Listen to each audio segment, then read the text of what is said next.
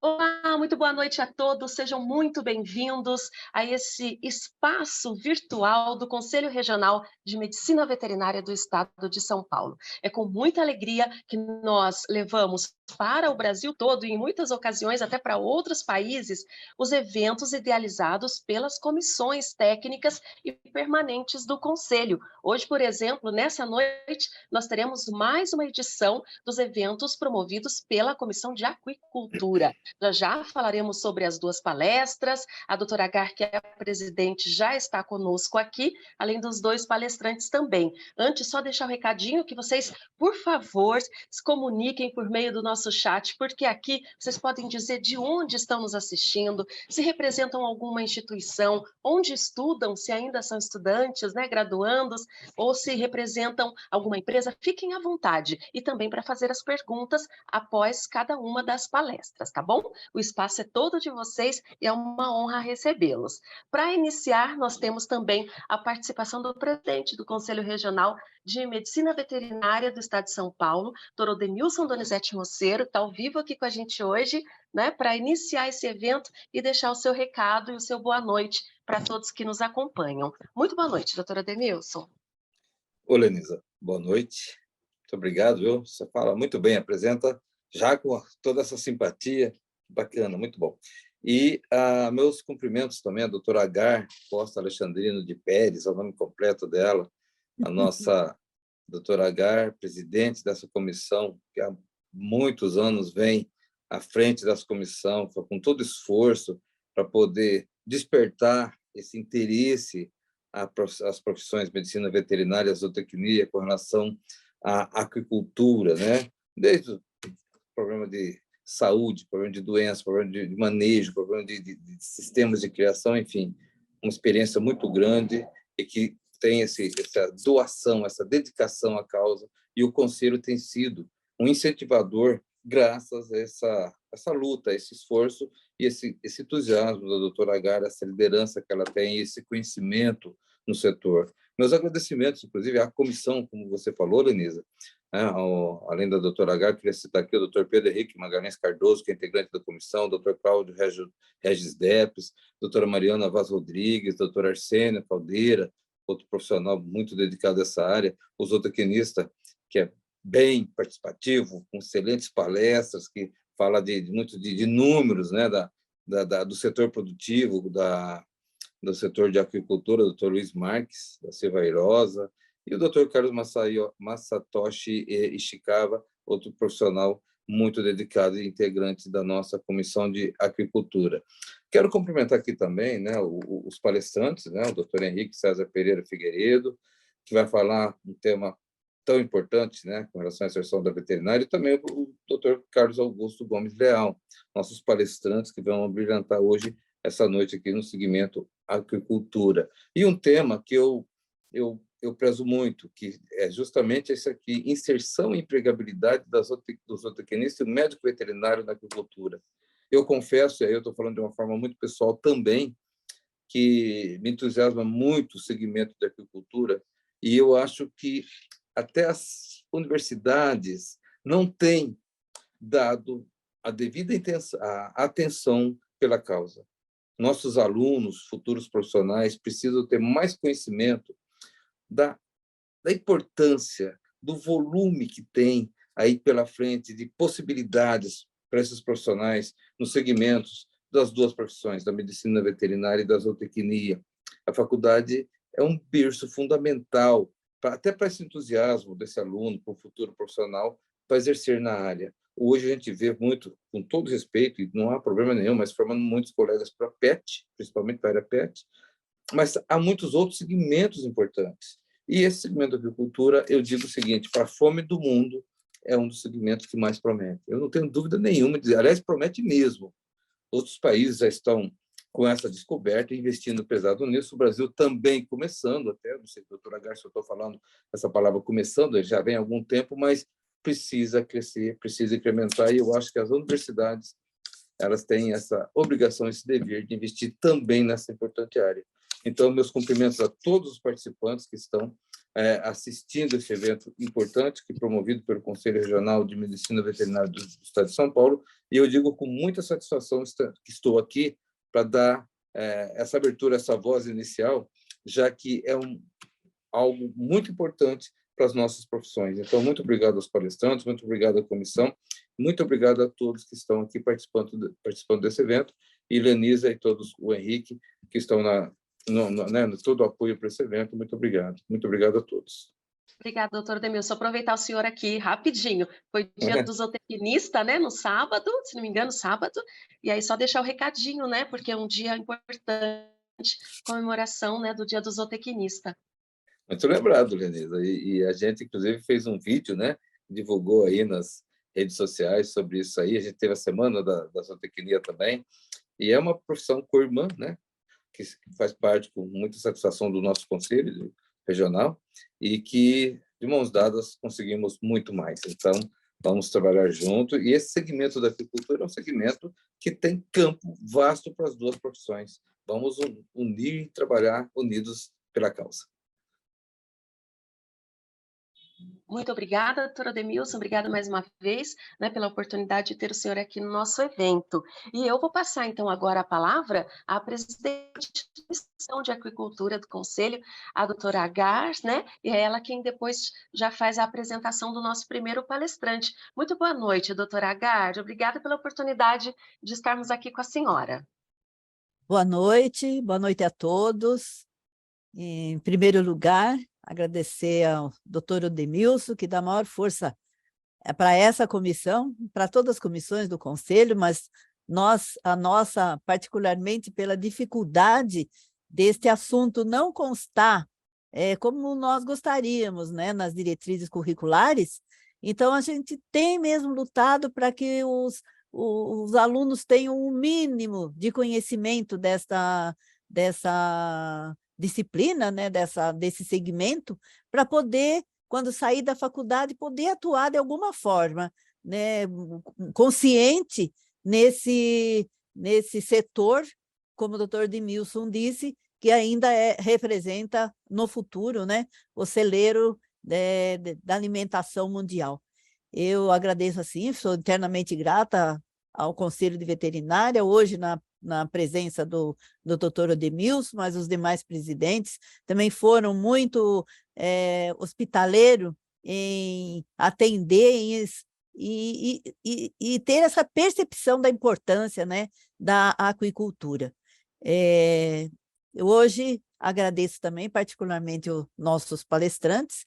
Em primeiro lugar, nós vamos ter a palestra do doutor Henrique Figueiredo, que é um militante também, um grande pesquisador na área de doenças, né, na área de sanidade de peixes, e vem trabalhando assim exaustivamente para abrilhantar a nossa aquicultura. Sem essa área de diagnóstico, nós não conseguimos fazer nada, porque nós dependemos muito para ir à frente com a atividade de laboratórios, né, para que a gente possa fazer diagnóstico quando surge algum problema, um surto de doença, para poder ir para frente, evitar a entrada de patógenos, saber quais são, classificar, porque senão nós caímos num desleixo, né? Sem um laboratório efetivo, nós não podemos trabalhar. E, nesse sentido, eu entendo e sei perfeitamente que o doutor Henrique Figueiredo vem trabalhando muito nessa área, na área de diagnóstico, e nós lutamos ainda para que tenhamos mais laboratórios, né, para que a gente possa estar atendendo a atividade de um modo 100%. Né? Bom, passando para falar um pouquinho só do currículo, né, do doutor Henrique, nós temos que ele é professor, ele é médico veterinário, ele é graduado pela Universidade Federal de Minas Gerais, é doutor em microbiologia pela mesma instituição, é professor associado. Milita na área de sanidade de animais aquáticos, dos cursos de graduação e de pós-graduação, em medicina veterinária e em aquacultura, da Escola de Medicina Veterinária de Minas Gerais. É bolsista de produtividade do CNPq, e é coordenador do Aquavet, Laboratório de Doenças de Animais Aquáticos da Universidade Federal de Minas Gerais. É orientador de mestrado e doutorado no programa de pós-graduação em ciência animal e no programa de pós-graduação multidisciplinar em bioinformática. Então, doutor Henrique, um prazer em recebê-lo, muito satisfeita com a sua presença, em saber que você, né, pode transferir conhecimentos para nós. O tempo é pouco, o tempo é escasso, mas nesse pouco tempo que o senhor possa mostrar um pouquinho da importância desse tema, né, que o senhor vai abordar, que é a atuação do médico veterinário no diagnóstico laboratorial de doenças de peixes. Agradeço a sua presença e muito obrigado mesmo, e fique à vontade para ministrar a sua palestra. Boa noite, muito obrigado, doutora H, pela introdução e também pelo convite, né? Eu agradeço a Comissão de Aquicultura do Conselho Regional de Medicina Veterinária de São Paulo e também ao doutor Odemilson pelo convite, que eu fico muito grato, né? É uma oportunidade sempre muito boa a gente poder partilhar conhecimentos nessa área, né? E quando a proposta foi feita para essa palestra, inclusive, e também pelo doutor Ishikawa, né, que foi a pessoa que me contatou primeiro, o tema foi bastante desafiador. Não era um tema simplesmente da minha área de pesquisa, e sim um tema transversal, de falar sobre a inserção do médico veterinário, né, nessa área, na área de diagnóstico e na sanidade como um todo.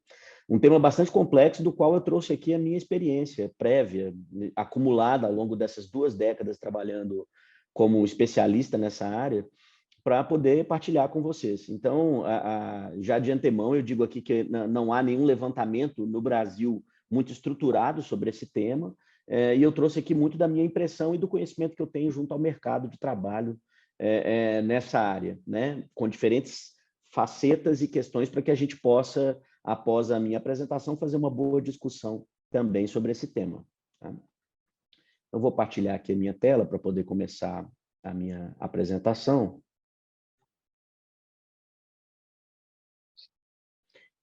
Tá tudo certo? A tela já está projetada? Perfeito, doutor. Perfeito. Muito obrigado. Bom, então, como eu comentei, o título da minha apresentação é sobre a atuação do médico veterinário no diagnóstico laboratorial de doenças de peixes, né? Eu trabalho na UFMG, como a doutora Agara apresentou. Inicialmente trabalhava na Universidade Federal de Lavras, onde lá eu comecei o laboratório Aquavet, que é o laboratório de doenças de animais aquáticos, e depois esse laboratório veio para a UFMG quando eu mudei de instituição, né? Então, desde 2009, eu trabalho na Universidade Federal de Minas Gerais, e com bastante interação com o setor público e também com o setor privado nessa área de sanidade de animais aquáticos. Bom, os objetivos da minha apresentação, então, que é uma apresentação curta, é falar rapidamente sobre a produção de peixes no Brasil, justamente só para mostrar o tamanho desse mercado. A gente precisa entender o tamanho e a tendência do mercado para entender a inserção do médico veterinário, seguido, então, do diagnóstico de doenças de peixes como parte de uma estratégia sanitária, ou seja, é muito importante como ferramenta, não só para diagnóstico em si, mas também para controle, prevenção, biosseguridade, uma série de outros procedimentos na cadeia produtiva. Os desafios técnicos desse diagnóstico laboratorial, eu vou comentar aqui muito rapidamente sobre como esse diagnóstico está organizado hoje no Brasil e que desafios a gente tem, e, por fim, as tendências e caminhos futuros no mercado brasileiro relacionado à inserção do médico veterinário, também de outros profissionais, e como que esse diagnóstico está se estruturando de maneira bastante rápida e diferenciada no Brasil.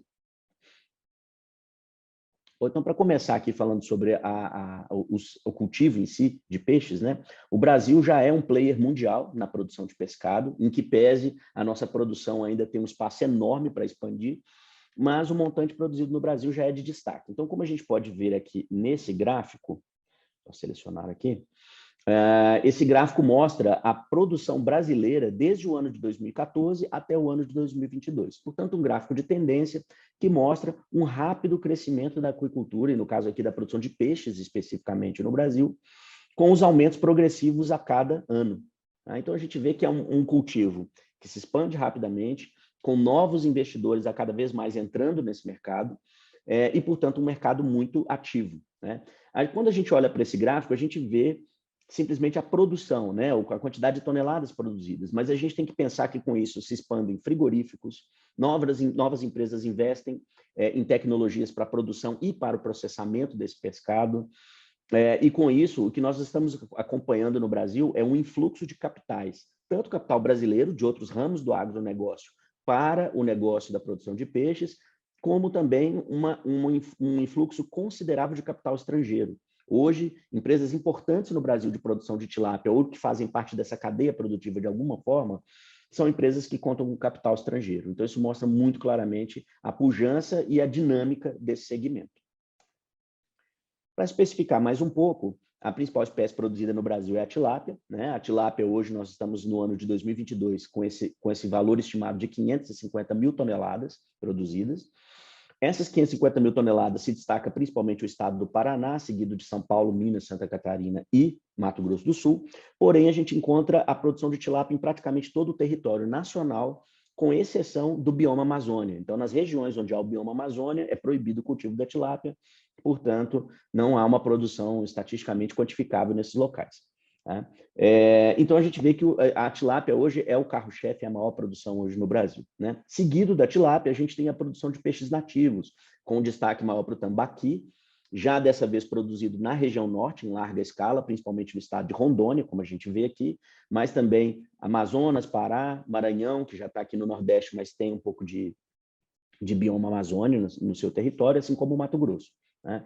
É uma produção total de 267 mil toneladas, mas que está bem atrás do que é a produção da tilápia. E hoje, em termos sanitários, o conhecimento técnico que existe para a cadeia produtiva da tilápia é bem maior quando comparado com a cadeia do tambaqui, que ainda precisa de muito desenvolvimento tecnológico e capacitação profissional nesse segmento. Aqui a gente tem a produção global de tilápia, para a gente entender esse negócio no mundo e essas inter-relações. Então, entre 2020 e 2023, a gente observa aqui uma tendência de aumento em milhões de toneladas de tilápia ano no mundo. Então, a produção de tilápia não aumenta só no Brasil, ela também tem aumentos expressivos em alguns outros países e regiões, como, por exemplo, na América Latina como um todo, na Ásia e também com um destaque mais recente para a África, tá? Regiões tropicais de uma maneira geral. E aqui a gente tem os países com a maior produção no mundo. China, que destaca assim, em grande quantidade, com 2 milhões de toneladas ano, seguido de Indonésia, Egito e, em quarto lugar, o Brasil. Então, com toda essa dificuldade ainda e com ainda uma área enorme para investimento, o Brasil já é o quarto produtor mundial de tilápia. E aqui eu acrescento uma informação muito relevante e importante para nós. Quando a gente pensa, por exemplo, em vacinação de tilápia, entre esses 4 países, o que mais vacina tilápia no mundo é o Brasil. Ou seja, apesar do Brasil ainda não ser o maior produtor, ou estar longe ainda do primeiro produtor, a adoção de tecnologias sanitárias é bastante avançada no Brasil e hoje a gente já é destaque mundial nisso, em uma série de questões. E continuaremos a ser no futuro, certamente, cada vez mais. Então, isso é algo bastante importante para se considerar na necessidade de inserção de médicos veterinários nessa cadeia produtiva. Por fim, aqui a gente tem um gráfico de tendências de exportação de tilápia. O Brasil já é um grande produtor, mas o mercado interno consome quase que 100% da tilápia produzida. Essa tendência começa a ser quebrada nos últimos anos com o aumento gradativo da exportação. Então, além da produção para o consumo brasileiro, nós também temos a exportação de tilápia. E por que essa informação é relevante? Porque toda vez que o Brasil ou qualquer país passa a exportar uma proteína produzida nesse país, a qualidade sanitária automaticamente precisa ser elevada por causa dos requisitos dos países importadores. Então, essa também é uma notícia boa para o segmento da tilápia. Eu espero que isso continue, essa tendência de aumento da exportação, porque certamente isso vai levar a uma maior especialização da cadeia produtiva e também um atendimento de requisitos sanitários de maneira mais adequada, como acontece hoje com a suinocultura brasileira, com a avicultura, por exemplo. Num outro aspecto importante para a gente entender esse mercado e essas inserções, a gente sabe que a Organização Mundial de Saúde Animal, que é chamada de WOAH, que era previamente chamada de OIE, ela lista as doenças de notificação obrigatória. E isso aqui mostra uma outra página interessante de como a sanidade se dá no Brasil e no mundo. Essa lista que está aqui no slide, como vocês estão podendo ver, ela demonstra quais são os agentes infecciosos de notificação obrigatória para peixes. Tá? E dessa lista toda, a maior parte dessas doenças são de salmão, são de truta, de algumas outras espécies de clima frio, e em alguns casos as carpas, que hoje no Brasil estão em franca queda de produção, apesar da gente ter no Brasil, mas não é considerado uma cadeia produtiva comercial com vitalidade. E aí eu chamo a atenção, como marcado aqui nessa seta, para a recente inserção do Tilápia Lake Virus, que é um vírus específico de tilápia. Essa é a primeira enfermidade de notificação obrigatória específica de tilápia a ser incluída na lista de notificação. Esse foi um estudo feito por alguns anos dentro da OIE, com uma discussão bastante extensa. À época, eu fui convidado para fazer parte do comitê ad hoc de especialistas para emitir o parecer à OIE se essa doença deveria ser notificada ou não. E o comitê, obviamente, por unanimidade, apontou que deveria se fazer a notificação ou a listagem dessa doença, justamente por uma série de características que ela cumpre para os critérios, né, de uma doença considerada de notificação obrigatória. Aí, o que eu chamo a atenção sobre isso? Dentro desse processo na OIE, cada vez mais a Organização Mundial de Saúde Animal presta atenção na questão sanitária da produção de tilápia e outros peixes tropicais. Então, antes o que era não muito considerado, agora passa a ser um foco muito grande. Isso por quê? Porque a tilápia é uma commodity exportada hoje por diversos países do mundo. Então, se há relação de mercado internacional, exportação e importação, algumas enfermidades passam a ser muito importantes nesse controle. Então, o que a gente tira de conclusão dessa informação? Certamente haverá uma expansão das doenças de notificação obrigatória para a tilápia ao longo dos próximos anos e décadas, junto à Organização Mundial de Saúde Animal. E isso também tem impacto direto nos requisitos sanitários que qualquer país terá que cumprir, inclusive o Brasil. Uma outra vertente, já saindo do radar da OIE e passando para a questão interna brasileira, nós vamos falar um pouco aqui sobre as demandas por diagnóstico laboratorial. Esse slide aqui traz de maneira bastante resumida, até porque o professor Carlos vai abordar essas questões, esse não é o meu tema, os patógenos bacterianos que ocorrem em tilápia no Brasil. Tá? Então, como vocês podem ver nessa figura, o que eu tentei fazer foi, de acordo com o tamanho do nome do patógeno, é o grau relativo de importância dele em relação às outras enfermidades que ocorrem em tilápia. Então, nós temos um destaque para Streptococcus agalactium, sorotipo 1b e sorotipo 3, Francisella orientalis, alguns emergentes como Lactococcus petauri, como Edwardsiella, como Streptococcus dysgalactia, que também tem uma importância regional. Então, o que a gente observa aqui? Nós temos muitas doenças bacterianas em tilápia. Tá? E essas doenças todas têm um comportamento relativamente endêmico, ou seja, elas começam como doenças emergentes, que surgem inicialmente em alguns pontos, mas com uma certa velocidade se espalham pelo território brasileiro. E aí os sistemas de produção de engorda de tilápia passam a lidar com essas enfermidades muito mais como caráter endêmico do que como caráter de uma doença epidêmica e que, por exemplo, acabou de chegar ao sistema de produção. Esse conjunto de enfermidades leva a um impacto econômico significativo nos sistemas de produção. Portanto, demandam tecnologia sanitária e conhecimento para o controle dessas enfermidades. E a gente vai ver mais à frente a importância disso no diagnóstico.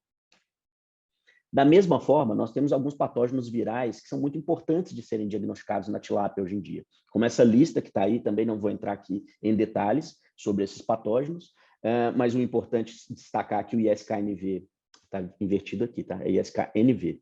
É um vírus já presente no Brasil, já detectado. Esses demais vírus aqui não estão presentes no Brasil, mas veja que hoje, para determinadas empresas de tilápia brasileiras, fazer o diagnóstico e a prospecção desses vírus é importante, mesmo que eles ainda não estejam oficialmente presentes no território nacional, porque qualquer movimentação de carga para fora do país, principalmente de animais vivos, demanda um diagnóstico de diversos tipos de vírus que podem acometer a tilápia. Então, é só para ter uma ideia do painel de enfermidades que nós estamos falando. E, além disso, nós temos parasitos e fungos, que na tilápia são de ocorrência menor, mas o laboratório também tem que ter preparo para o diagnóstico dessas enfermidades ou desses agentes, porque eles podem ocorrer. Mas quando eu saio da tilápia e vou para o mundo dos peixes nativos, esse conjunto de patógenos se torna muito importante. Então, hoje, parasitos e fungos são agentes muito relevantes e que devem ser considerados na produção de tambaqui, pirarucu e outras espécies nativas. Portanto, vocês estão vendo que o diagnóstico é multifacetado. Eu tenho doenças bacterianas, virais, parasitárias, micóticas, potencialmente ocorrendo nesses animais. Para a gente entender, então, como que esse diagnóstico dessa complexidade, dessa quantidade de agentes tem sido feito no Brasil, eu trago aqui um histórico do diagnóstico das doenças de peixes, para a gente entender como isso veio evoluindo no Brasil e como chegamos onde estamos hoje. Tá? Inicialmente, a gente teve uma predominância muito forte, que ainda é considerável, dos serviços prestados por instituições públicas de ensino e pesquisa. Então, diversas universidades, institutos de pesquisa como o Instituto de Pesca em São Paulo e vários outros no Brasil foram e são muito importantes para esse diagnóstico e foram construindo conhecimento sobre os agentes infecciosos que ocorriam e ocorrem no Brasil. Mas essa predominância, ela está diminuindo. Hoje, nós já temos serviços privados no mercado capazes de fazer diagnóstico, inclusive diferencial, com qualidade bastante considerável. Então, isso é muito bom. Isso demonstra que essas instituições estão cumprindo seu papel também de gerar conhecimento dentro do possível para que o segmento privado faça também esse tipo de trabalho. Nós temos que considerar também, historicamente, uma dificuldade de diagnóstico diferencial amplo. Ou seja, muitos laboratórios, às vezes, só conseguem fazer diagnóstico bacteriológico, não conseguem implementar técnicas de biologia molecular ou de sequenciamento de DNA, ou conseguem fazer só diagnóstico para bactérias, mas não para os vírus, por exemplo. E lá no campo, na prática, o que se precisa muito é o diagnóstico diferencial, é saber nas propriedades qual é o agente e quais são os agentes que estão circulando. A nossa experiência prática mostra claramente que dificilmente numa propriedade de tilápia, por exemplo, eu vou ter somente um agente infeccioso circulando. Geralmente, por questões até endêmicas, nós temos uma quantidade maior desses agentes e, às vezes, co-infecções, infecções simultâneas no mesmo plantel de vírus e bactéria, por exemplo. Então, isso é muito importante. E a gente sabe que, para fazer diagnóstico diferencial, o laboratório precisa de boa estrutura e a equipe precisa ser muito bem qualificada, senão não se consegue fazer isso, tá? Existe também, historicamente, uma limitação marcante na prospecção e detecção de agentes virais. Então, no Brasil, foi se desenvolvendo mais o diagnóstico de doenças parasitárias, doenças bacterianas, e só nos últimos anos é que o diagnóstico de doenças virais tem sido feito de maneira um pouco mais adequada, mas ainda com carências. Então, é uma categoria importante de agentes que precisa ser considerado e precisa ser melhorado, né?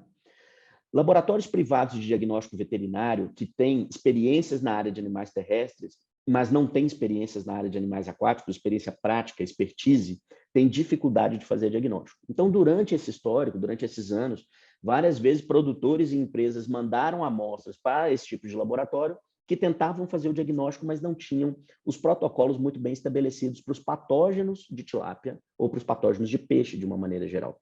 Estes são diferentes dos patógenos de animais terrestres, precisam de uma especialização para se trabalhar diferente do que se conhece para os mamíferos, por exemplo, e, portanto, a necessidade de laboratórios mais especializados nesse segmento. Ainda um outro aspecto bastante relevante é a falta de cultura dos produtores em solicitar e arcar com os custos do diagnóstico laboratorial. Essa é uma coisa histórica na tilapicultura e em outras produções de peixe no Brasil, que era uma tendência do produtor a não considerar o custo sanitário como custo de produção, né? Então, quando ocorria um surto, um problema, por que eu vou mandar para o laboratório, vou pagar X mil reais em exames, eu tenho que mandar uma quantidade mínima de animais, porque senão esse diagnóstico também não é relevante, né? Então, esse foi um hábito inicial, uma dificuldade com a cultura dos produtores, mas a gente vai ver logo à frente que isso já mudou rapidamente e continua mudando com muita velocidade no mercado brasileiro. Deficiência na articulação de políticas públicas e programas sanitários oficiais para cadeias produtivas de peixe. Aqui eu já não falo mais dos produtores, nós estamos falando do governo, nós estamos falando da autoridade sanitária, hoje que a Autoridade Sanitária Federal é o Ministério da Agricultura e Pecuária, e no âmbito estadual as agências estaduais de defesa sanitária. Se a gente analisar o corpo de normativos que nós temos para a sanidade de peixes, isso é uma opinião pessoal, eu considero ainda deficiente. Muitas legislações que já poderiam existir para determinados controles sanitários ainda não existem, não foram publicadas, ou estão em discussão, mas com processos muito lentos, e, portanto, isso também atrapalha o desenvolvimento da cadeia produtiva. Então, este segmento, que também é representado por médicos veterinários, precisa sempre trabalhar em sintonia para levar à frente programas sanitários que realmente contribuam com esse processo, tá? E, por fim, uma necessidade de laboratórios que eu chamo aqui de multidisciplinares, ou seja, laboratórios capazes de empregar técnicas de microbiologia, de biologia molecular, que aí seria PCR em tempo real, sequenciamento de DNA, que pode ser o sequenciamento convencional ou de nova geração, espectrometria de massas, dentre outros, para fazer o diagnóstico, tá? Então, laboratórios com essa característica, como vocês estão vendo aqui, claramente precisam, durante as suas contratações, principalmente nos laboratórios privados, de diferentes profissionais. Ou seja, ele vai ter um médico veterinário para fazer o processo de controle do laboratório, de emissão dos laudos, de avaliação final do processo, mas também precisará de técnicos com outras formações, especialistas e mais capacitados, por exemplo, para fazer sequenciamento de DNA, para lidar com espectrometria de massa. E aí eu posso me referir, por exemplo, a farmacêuticos, biólogos e outros profissionais que, durante a sua graduação, têm formação laboratorial muito mais avançada do que o médico veterinário, né? E essa é uma questão clara, porque o médico veterinário lida com diagnóstico laboratorial, mas não é, na graduação, muito especializado, né? Ou tem um conteúdo prático muito extenso nessas áreas, por exemplo, como a biologia molecular. Então, é necessário que esses laboratórios tenham uma multidisciplinaridade, não só de técnicas, mas de pessoal trabalhando nesse laboratório. E aí, por fim, no diagnóstico das doenças de peixes, né, do histórico, a gente tem também aqui uma outra informação que eu considero muito importante e muito relevante. O Brasil hoje, quando eu falo hoje já, né, nessa década, 2023, ele já pode ser considerado uma potência científica na produção de novas informações na sanidade dos peixes, com reflexos claros, tanto na vigilância epidemiológica, como também na geração de soluções para o mercado. Então, o Brasil hoje tem diversos grupos de pesquisa em instituições, sejam universidades ou centros de pesquisa, como o Instituto de Pesca, Embrapa e vários outros, que produzem muita informação relevante em aspecto sanitário no Brasil. Isso ainda vai aumentar e vai melhorar? Certamente. Mas eu considero que o Brasil avançou muito nesse sentido. Esse gráfico que está aí projetado mostra para a gente a publicação científica de trabalhos na área de doenças de animais aquáticos, ou, aliás, doenças de peixes, que eu fiz uma pesquisa hoje, né, no dia 16 de 5 de 2023. Só para o ano de 2022 foram publicados 145 artigos científicos brasileiros sobre doenças de animais aquáticos. E é uma tendência muito alta em todos esses anos, né? E aqui o ano de 2023, que é essa barra, até o final do ano vai subir ali provavelmente numa média parecida com essa aqui. Então isso mostra uma constância do meio acadêmico e científico na geração de conhecimento e uma potência em relação a isso. Para vocês terem uma ideia, a produção brasileira de informação sanitária em peixes, ela é análoga ao que é feito na Espanha, ao que é feito na França, está um pouco abaixo do que é feito no Reino Unido, mas lembrando que o Reino Unido tem universidades que se conectam com o mundo inteiro, então trabalham muito com informações de outros locais, né? E um pouco abaixo ainda da China e dos Estados Unidos. Então, hoje, realmente, o Brasil alcançou esse patamar, e quando a gente considera tilápia, é muito interessante. Existem informações científicas hoje no Brasil que não existem em outro lugar do mundo na mesma qualidade. Por exemplo, o conhecimento epidemiológico sobre Streptococcus agalactiae. Eu particularmente acho que é o conhecimento gerado no Brasil até o momento por diversos pesquisadores em conjunto, levam ao melhor conhecimento epidemiológico que a gente tem em algum país especificamente, né? E esse conjunto de informações traz uma coisa muito importante hoje para o diagnóstico na sanidade de animais aquáticos.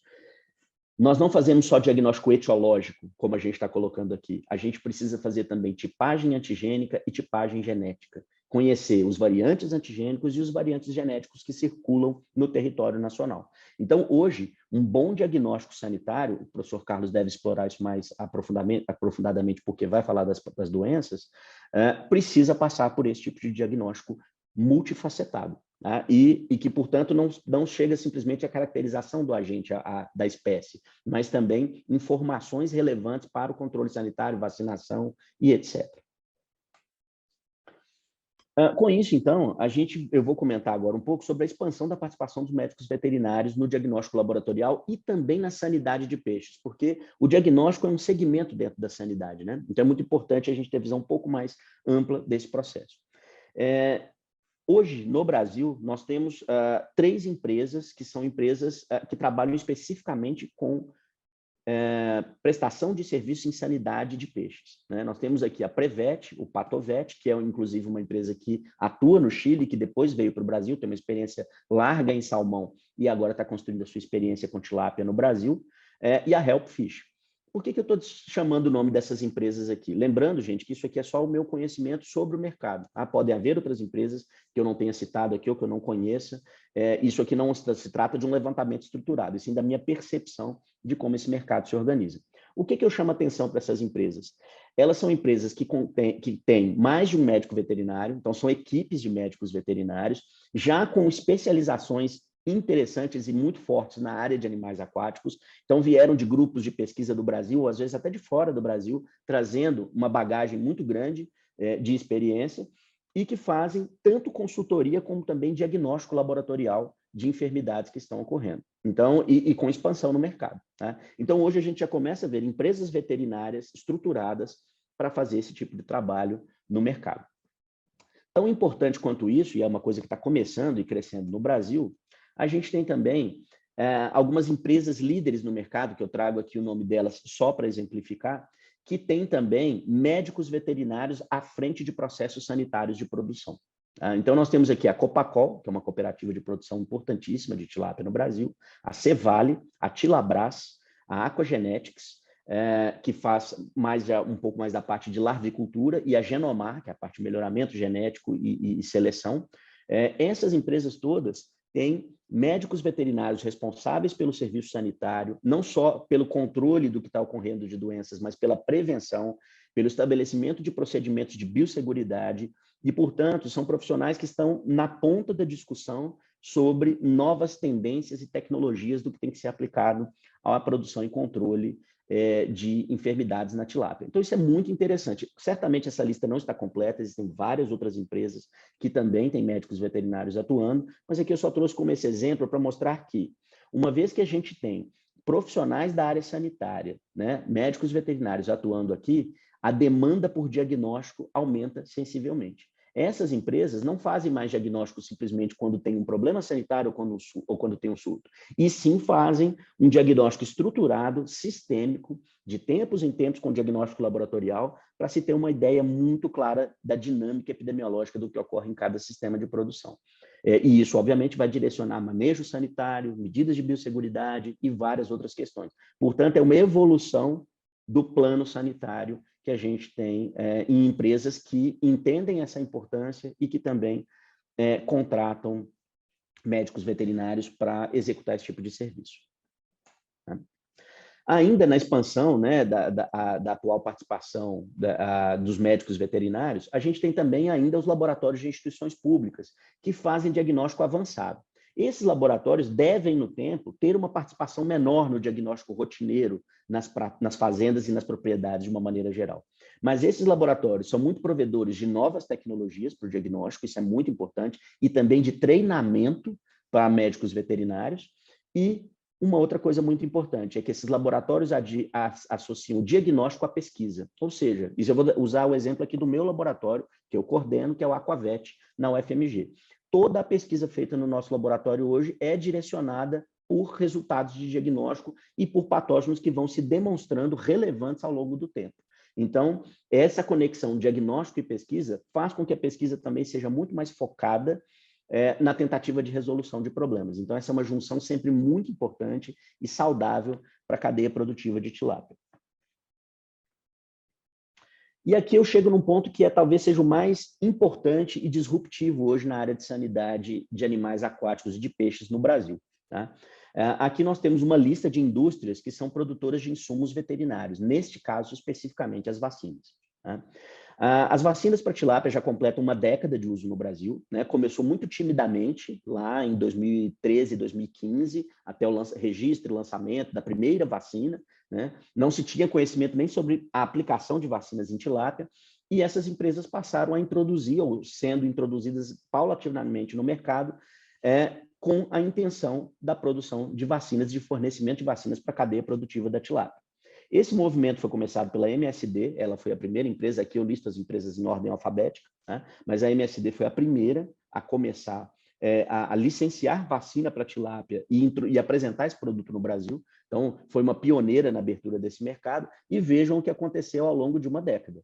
Nós temos hoje 9 empresas diferentes com alguma atuação maior ou menor no mercado, com diferentes produtos relacionados a vacinas. Tá? Então, tem a IPRA, Inata, Microvet, Fibro, Sanfar, Vaccinova, Virbac e Zoetis.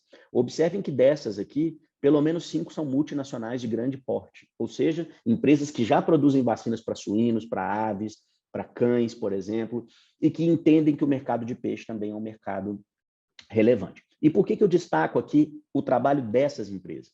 Porque essas empresas, para entrarem no mercado aqua e começarem a explorar esse mercado comercialmente e oferecer produtos com qualidade técnica, também passaram quase que invariavelmente pela contratação de médicos veterinários. Então, hoje, em cada uma dessas empresas, a gente tem um ou mais, às vezes até vários médicos veterinários, trabalhando com diferentes segmentos da tecnologia da vacina, desde o trabalho laboratorial de produção da vacina, até também o mercado, a assistência pós-vacinação aos produtores, por exemplo.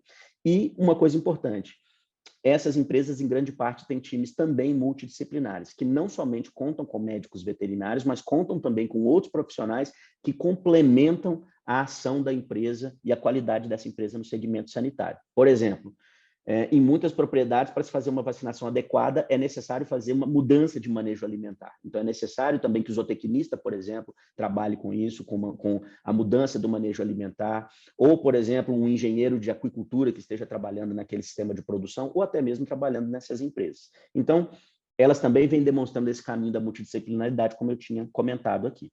Outra coisa que eu gostaria de chamar a atenção.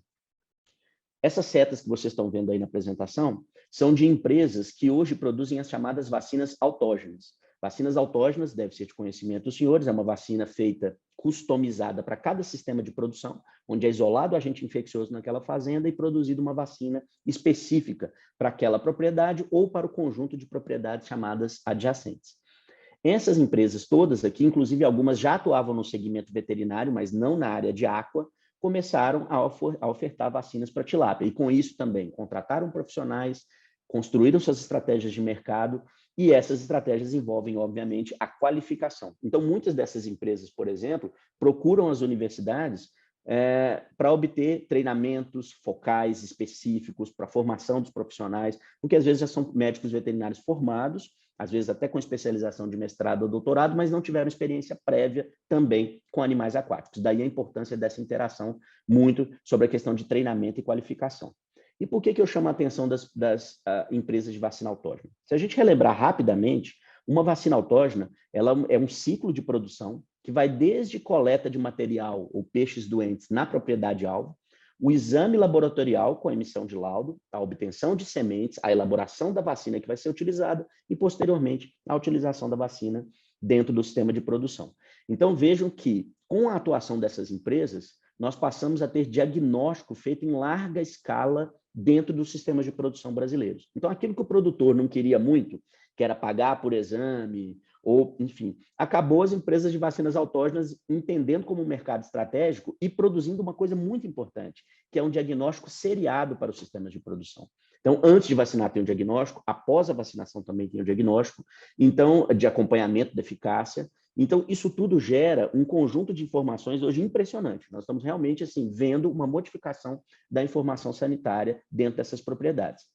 E eu estou comentando aqui das vacinas autógenas, desse ciclo, mas as empresas que têm vacinas licenciadas também têm interesse de quê? Fazer diagnóstico pós-vacinação para entender a eficácia de seus produtos e até para demonstrar para o produtor, por exemplo, que um novo patógeno entrou, que não é uma falha vacinal, que, por exemplo, uma nova situação epidemiológica está ocorrendo. Então, esse monitoramento de diagnóstico no Brasil tomou outra cara nos últimos 4 anos, por exemplo, justamente com a entrada maciça dessas empresas. E por que tantas empresas se movimentam, empresas de capital significativo, para a entrada no mercado da tilápia? É o crescimento. Não há outra coisa além de tendências de mercado e expectativas de mercado. Então, isso também, obviamente, é uma oportunidade muito grande para os médicos veterinários. E o que eu considero, então, de desafios e perspectivas para a inserção do médico veterinário nessa área? Primeiro, né, o doutor Agar já tinha falado aqui no início, formação de novos médicos veterinários com conhecimento e habilidades em sanidade de peixes. Hoje, nós temos um monte de faculdades de medicina veterinária, eu não tenho esse número preciso aqui, mas a última vez eu vi mais de 300 ou 400, que sejam, faculdades de veterinária, muitas privadas e também as públicas, e a grande maioria delas, pelo menos até onde eu conheço, eu não tenho também um levantamento sobre isso, com pouca formação voltada para animais aquáticos, peixes, por exemplo. E quando eu falo animais aquáticos, não é só o conhecimento sanitário, ele tem que ter um pouco de conhecimento de patologia, um pouco de conhecimento de fisiologia dos peixes, conhecimento de reprodução, de nutrição. Então, na verdade, é o conhecimento de piscicultura passar para toda a formação do médico veterinário ao longo dos anos de universidade. esse é um grande desafio. Poucas universidades hoje, no Brasil, têm profissionais específicos para a sanidade de animais aquáticos lidando ali naquelas instituições. Isso é realmente uma quantidade pequena, tá? E que fazem um bom trabalho nas universidades onde estão, mas, obviamente, a gente precisa disso com uma expansão maior. Essa deficiência é tão grande que, por exemplo, hoje no meu laboratório, a gente recebe muito para estágio supervisionado estudantes de último período de cursos de medicina veterinária de vários lugares do Brasil que vão para o laboratório fazer estágio supervisionado por interesse de formação específica na área de animais aquáticos e de diagnóstico, né? Então, o estágio supervisionado ajuda nesse processo, mas ele não é o suficiente somente, né? É importante ter a formação teórica e robusta que os médicos veterinários precisam nessa área.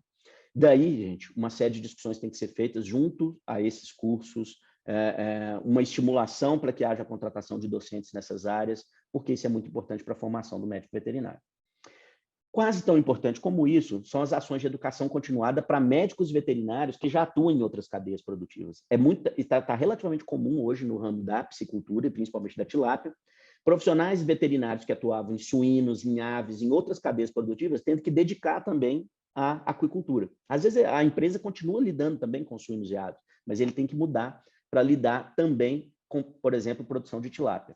E aí entra a educação continuada, né? A educação continuada hoje está muito a cargo das instituições públicas, das universidades, dos grupos de pesquisa que têm maior formação nessa área. Então, especificamente no nosso caso, a gente faz esse tipo de processo, né? De fazer treinamentos focais para empresas e para os profissionais veterinários daquelas empresas sobre questões sanitárias. Mas isso precisa ser expandido certamente, porque não é só a formação de novos profissionais, nós temos gerações e gerações de médicos veterinários no mercado que precisam de requalificação em um sentido ou outro, numa extensão e outra, dentro da área de veterinária, de animais aquáticos.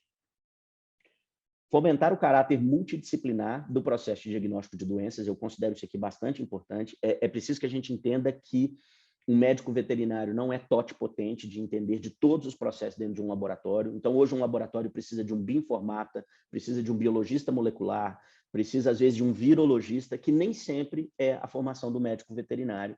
Então, equipes multidisciplinares são equipes que conseguem estabelecer métodos de diagnóstico mais claros e mais potentes. Então, e obviamente, o processo de coordenação do médico veterinário nesse procedimento é muito importante. Então, várias daquelas empresas que eu mostrei para vocês, por exemplo, hoje têm equipes multidisciplinares coordenadas por médicos veterinários.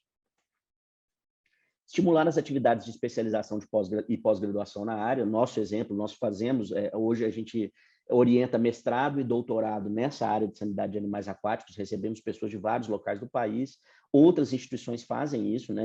Tem várias universidades brasileiras hoje que formam nessa área também, como, por exemplo, em Santa Catarina, em São Paulo, em vários outros lugares, mas isso ainda é pequeno. Tão pequeno é isso aqui que o Comitê de Medicina Veterinária da CAPES, que é o que cuida da pós-graduação de Medicina Veterinária na CAPES no Brasil, considera a área de sanidade de animais aquáticos como uma área prioritária para o próximo quadriênio. Tá? E o que é mais interessante, dentro do Comitê de Medicina Veterinária da CAPES, não tem pesquisadores específicos da área de aquáticos. Essa foi uma sensibilização dos profissionais como um todo que estão ali para uma área emergente no Brasil. E daí coisas novas devem surgir e um fomento dessa área também. Tá? Por fim, a evolução das normas e regulamentações no Brasil, que são muito importantes, elas precisam ocorrer. Nós não temos, por exemplo, hoje, normas específicas do governo para biosseguridade, para compartimentação animal, para zoneamento, se for o caso. Enfim, são medidas sanitárias controladas pelas autoridades sanitárias que são muito importantes. Tá? Melhoria do processo de certificação sanitária para exportação. Como eu mostrei no início, a exportação começa a aumentar e, junto com o aumento da exportação, começa a se ter exigências sanitárias um pouco mais restritivas. Então, é a hora da gente ter também melhoria desse processo, e essa melhoria de processo e a gestão desse processo é realmente um perfil muito forte do médico veterinário. E, obviamente, que é importante a gente ponderar que a falta de médicos veterinários para exercer atividade de sanidade de peixes é um fenômeno global. Isso não ocorre só no Brasil. Tá? Então, isso ocorre em diversos países, como Noruega, que é grande produtor de salmão, comunidade europeia como um todo, há essa deficiência. Nos Estados Unidos, que nem são tão grandes produtores de animais aquáticos. Se a gente vai para a Ásia, por exemplo, esse retrato é bastante significativo. Eu diria que a Ásia hoje tem um problema seríssimo da falta de profissionais médicos veterinários para a cadeia de aquáticos e até para outras cadeias também, mas a gente deve considerar, então, isso como uma oportunidade e não como um problema em que a gente deva, obviamente, se debruçar de maneira negativa, mas sim uma oportunidade de crescimento profissional em todos os segmentos da medicina veterinária, seja para quem trabalha no mercado privado, no setor público e em várias outras atribuições e posições para o médico veterinário. Né?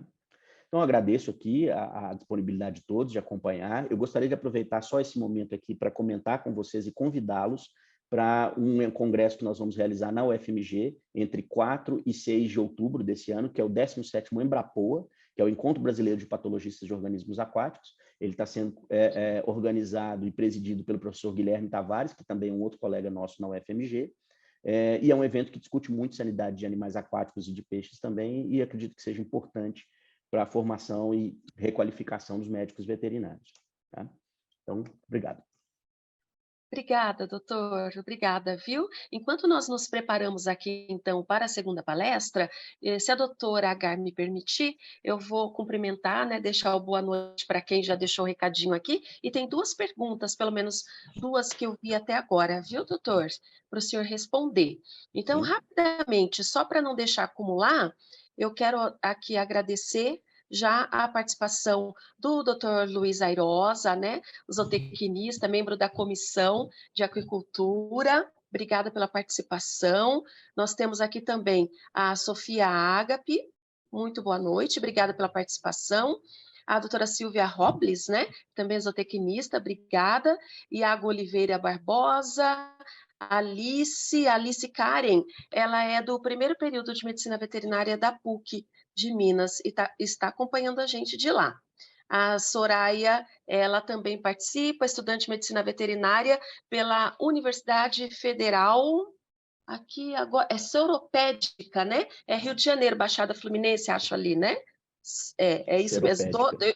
Seropédica, eu vou aprendendo muito aqui. A Ariana Maria de Souza, boa noite, Ariana, estudante veterinária, Faculdade Campos Sales, obrigada também pela participação. Vamos ver quem mais aqui, olha, são muitos. A Sofia Sampaio, médica veterinária do Espírito Santo, também com a gente. E a Adriele, estudante de medicina veterinária do IFAM, que é do Amazonas, é isso, né? O Dr. Cláudio Deps, membro da comissão, inclusive foi ele que fez uma pergunta lá embaixo, já vou compartilhar. Lariessa, obrigada. Dr. Arsênio, também membro da comissão, muito obrigada. O Hugo, ressaltando aqui que ele é de Uberlândia, né, medicina veterinária de Uberlândia. A Juliana Esguersoni, ela é estudante de zootecnia do Espírito Santo, é isso? Da Federal? Do Espírito Santo, acho que sim, né? E aqui a Nádia, também estudante de medicina veterinária da UNA, e fica lá em Bom Despacho, né, o campus, em Minas Gerais. Também fui aprender esses dias aqui sobre a UNA. Aqui, olha, o doutor Luiz Elvio, agradecendo a doutora Agar, e só lembrando que nós teremos esse evento todo gravado, disponibilizado na íntegra no canal do YouTube, TV CRMV SP. Participem e curtam lá a nossa página, se inscrevam. Agora aqui, vamos lá. Primeira pergunta, então, do Dr. Cláudio Deppes, né? Além de membro da Comissão de Aquicultura, ele é presidente da Comissão de Saúde Animal e membro da Comissão de Saúde Pública Veterinária. Boa noite, doutor Henrique. Na opinião do senhor, por que ainda há poucos laboratórios credenciados no MAPA, né, no Ministério da Agricultura, com escopo em enfermidades de animais aquáticos? Boa noite, doutor Cláudio. Obrigado pela pergunta, que é muito boa.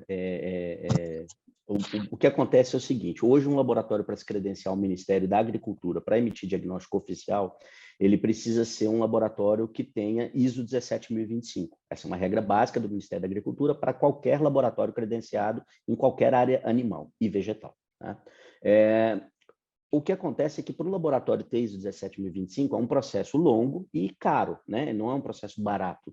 São várias certificações, você tem que ter gerente de qualidade, você tem que ter um RH mais estruturado. E o que eu acho que acontece? Como nós não temos programas sanitários que estabeleçam para os nossos cultivos, para os sistemas de produção, a necessidade de exames periódicos, e aí, portanto, exames periódicos oficiais, essa demanda de mercado não sustenta o custo do credenciamento desses laboratórios. Então, no ano passado, por exemplo, o Ministério da Agricultura fez uma chamada para laboratórios se credenciarem na área de animais aquáticos e nenhum laboratório apresentou proposta, pela informação que eu obtive de colegas também nossos do Ministério da Agricultura. No meu entendimento, isso se dá por isso, tá? Porque hoje, para diagnóstico de controle dentro das propriedades, você não precisa de um diagnóstico oficial, você faz um diagnóstico na rede privada veterinária de diagnóstico ou num laboratório de uma instituição. Agora, para procedimentos de exportação, certificação, quarentena, isso obviamente seria muito importante ter esse diagnóstico oficial em laboratórios credenciados.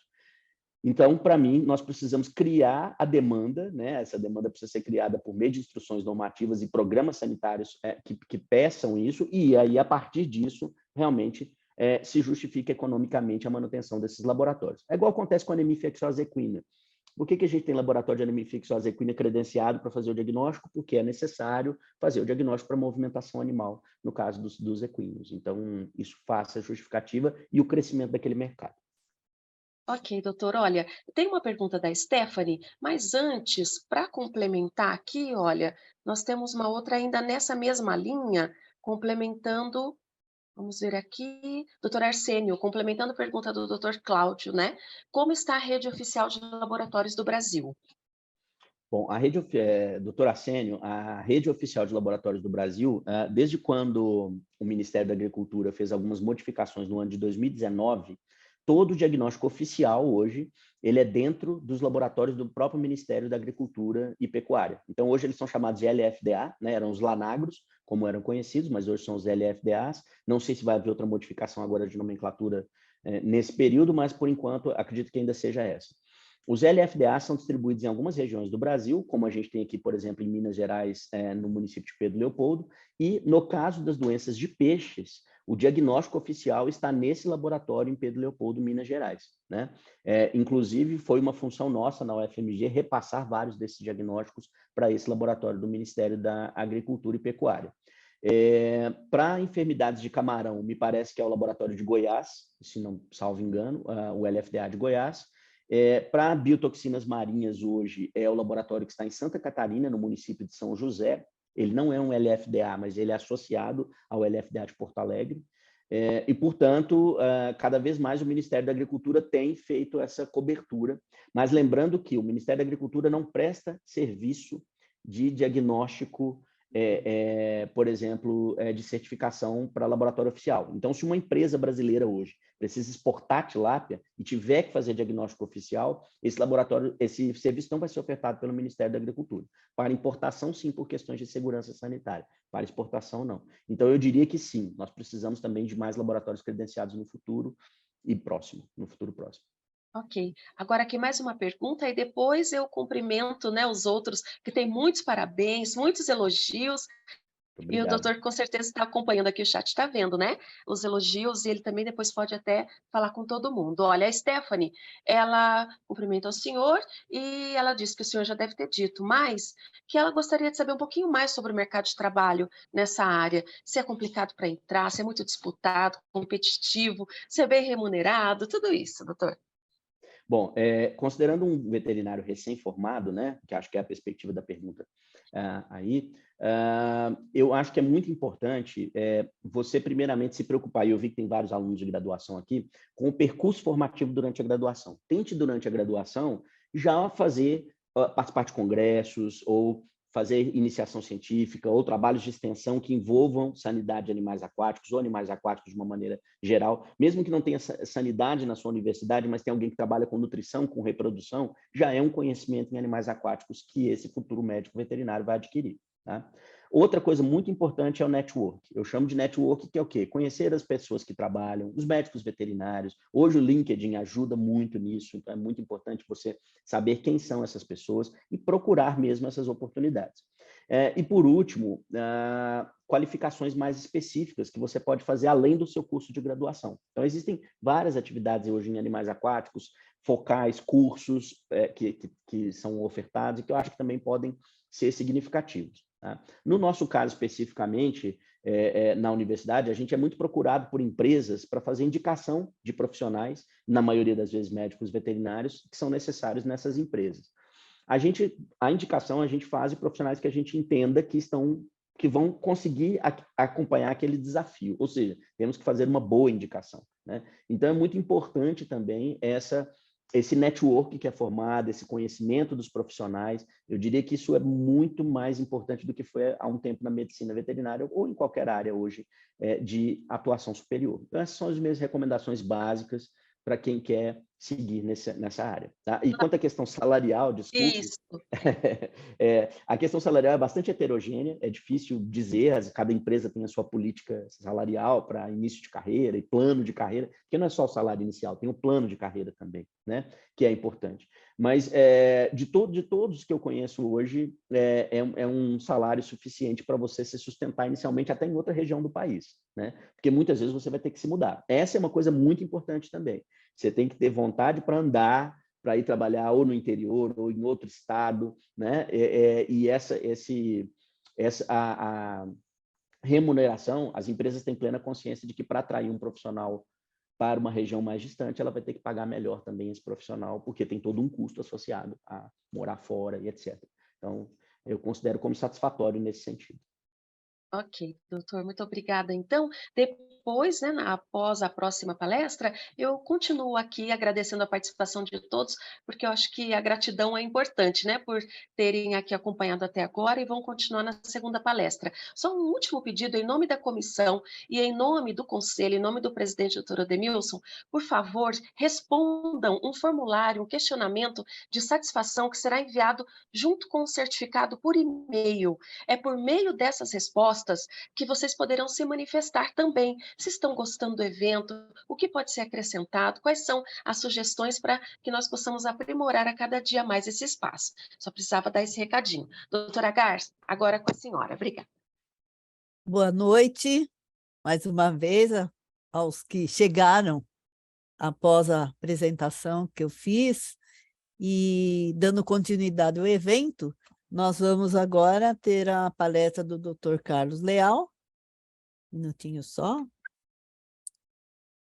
que ele vai falar sobre os principais problemas sanitários na tilapicultura nacional. Dr. Carlos Leal, ele é médico veterinário, formado pela Universidade Federal de Lavras, mestre e doutor em Ciências Veterinárias pela UFLA, área de concentração em Sanidade de Organismos Aquáticos. Tem pós-doutorado na área de Sanidade de Animais Aquáticos na Universidade Federal de Minas Gerais.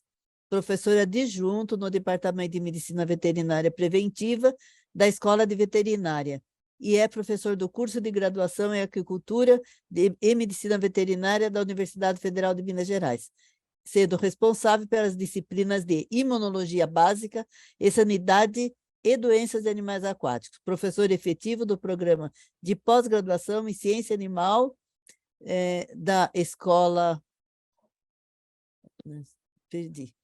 da Universidade Federal de Minas Gerais e orientador de mestrado e doutorado. Dr. Carlos Leal, ele tem experiência na área de medicina veterinária preventiva, com ênfase em doenças infecciosas de animais aquáticos. Atua principalmente nos seguintes temas: desenvolvimento de métodos fenotípicos, sorológicos e moleculares para diagnósticos de patógenos de animais aquáticos, genotipagem, epidemiologia molecular de bactérias patogênicas para peixes, resistência a antibióticos em bactérias de animais aquáticos e desenvolvimento de vacinas para peixes. O professor é coordenador do Laboratório de Bacteriologia de Rotina do Departamento da Universidade Federal de Minas Gerais. Então, doutor Carlos Leal, muito obrigado pela sua presença e estamos muito satisfeitos de poder contar com a sua colaboração, né? O Conselho agradece a sua presença e ficamos agradecidos mesmo pela sua participação e colaboração aqui no ciclo de palestras. Fique à vontade e, mais uma vez, muito obrigado, meu e do Conselho de Veterinário e de toda a Comissão de Aquicultura. Boa noite, doutora Agar. Muito obrigado pela introdução, muito obrigado pelo convite, obrigado pelo Cláudio, que fez o convite, né, da comissão do CRMV, e é um prazer estar aqui hoje falando com vocês sobre a nossa área de trabalho e sobre as principais doenças da tilapicultura que a gente trabalha efetivamente no dia a dia aqui na UFMG. Tá? Eu vou compartilhar, então, minha apresentação, para a gente começar a conversar um pouquinho aqui das principais doenças de tilápia no Brasil. O tema é bastante oportuno, como o professor Henrique previamente falou, a tilápia é o principal peixe produzido no Brasil, e como o principal peixe produzido no Brasil, obviamente nós temos um arcabouço maior de informações, de histórico dos problemas sanitários que a tilápia tem face às outras espécies. Então, hoje nós temos, como o professor Henrique havia falado, um arcabouço de informações na tilapicultura nacional, que muitas vezes é bastante superior aos outros países no mundo. Tá? O professor Henrique citou alguns exemplos, mas apesar de a gente não ser o maior produtor, hoje nós somos, sem sombra de dúvida, o país mais avançado do ponto de vista sanitário, quando a gente fala em sanidade na tilapicultura. Isso não nos exime de melhorar e não nos exime de que nós temos problemas significativos que nós temos que lidar no dia a dia e resolver. E os principais deles eu vou abordar hoje nessa palestra, tá? Nós temos vários problemas sanitários, várias doenças, vários patógenos, mas eu vou apresentar aqui quais são aqueles principais que hoje em dia têm causado impacto nas produções e qual que é o nível de impacto que eles causam, para ter uma noção geral. Se a gente fosse abordar muitos patógenos aqui, acho que não fica produtivo nem pedagógico, e eu acho que é importante falar do que realmente e efetivamente impacta a tilapicultura nacional, tá? A tilapicultura nacional, ela teve um impulso crescente, o professor Henrique mostrou alguns dados, nos últimos 20 anos. E assim como esse impulso na produção, nos últimos 20 anos nós temos visto uma crescente descrição de doenças nas fazendas. Quando a gente busca na literatura, nós temos, desde a virada do milênio, no ano de 2003, os primeiros diagnósticos de Streptococcus, as primeiras classificações e os trabalhos científicos sobre Streptococcus. Em 2005, a primeira caracterização de Streptococcus agalactiae, que hoje é um dos principais, se não o principal patógeno bacteriano. Nós temos, hoje é difícil falar principal porque nós temos vários desafios, né? Mas com certeza ele é um patógeno significante para a atividade e um dos mais significantes do Brasil e no mundo. Em 2005, a caracterização de uma doença que acomete de forma jovem, nós não vamos tratar aqui porque é bastante específica, que é o Flavobacterium columnare. Em 2009, o primeiro trabalho que caracteriza os sorotipos de S. galactiae. Os sorotipos de S. galactiae, eles têm importância principalmente nos métodos de imunoprofilaxia, nos programas de vacinação.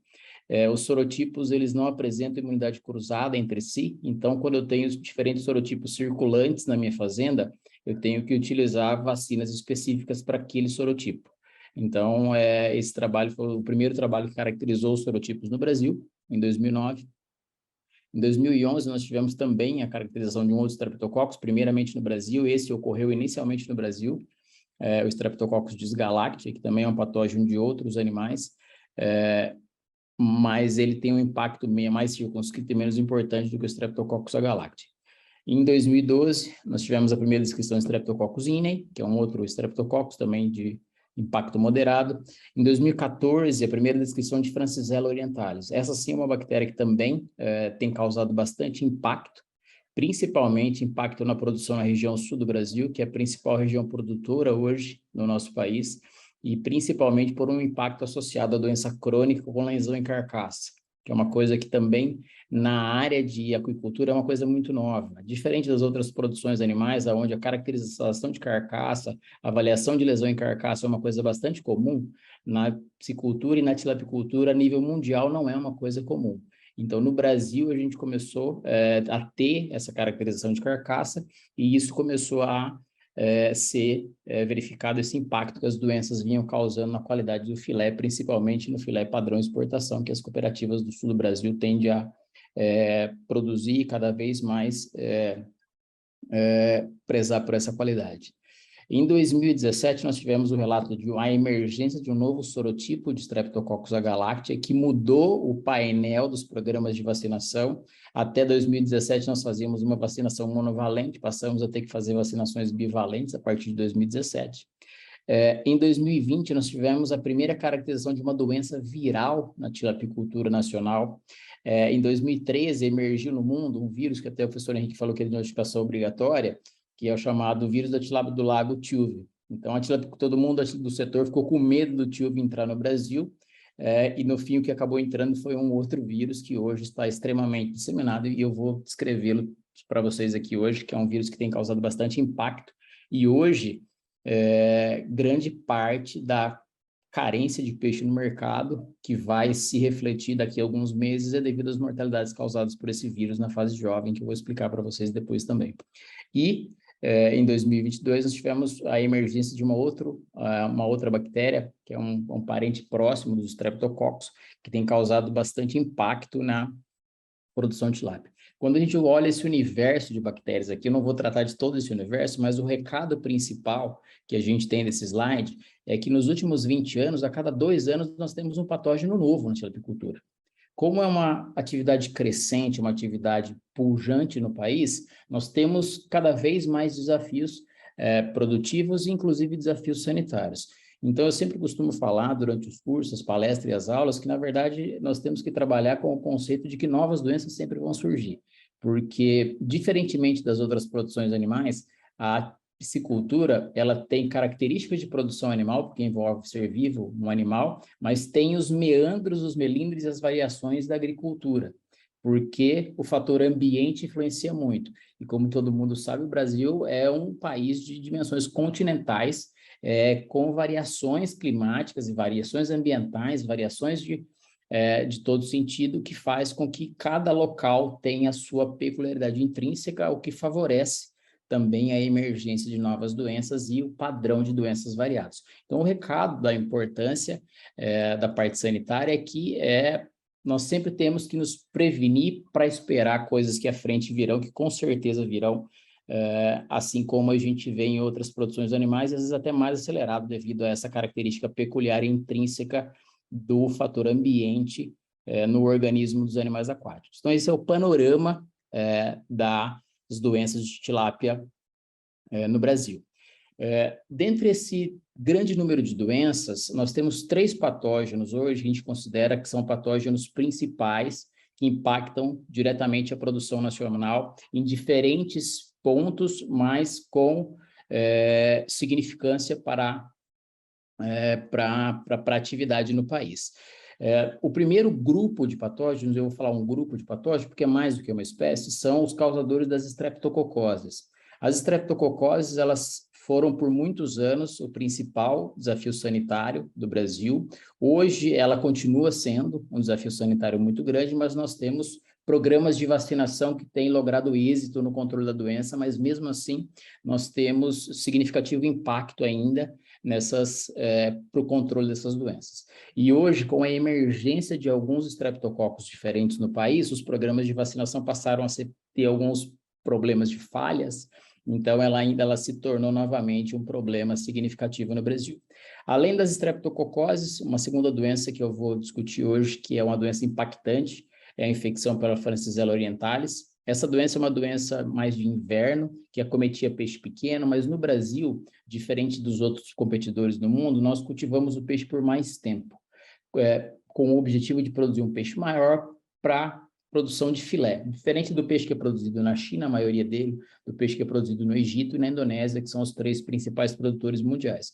Como nós produzimos um peixe maior, esse peixe fica mais tempo na água, as doenças muitas vezes se manifestam de forma diferente aqui no nosso país. E a Francisella foi uma delas, que além de causar uma mortalidade em fase jovem no inverno, ela desenvolveu, principalmente na região do sul do Brasil, um aparecimento, uma manifestação clínica crônica que causa lesão em carcaça, e essa lesão em carcaça tem causado alto impacto nos frigoríficos daquela região, que são grandes frigoríficos produtores de filé hoje no contexto nacional.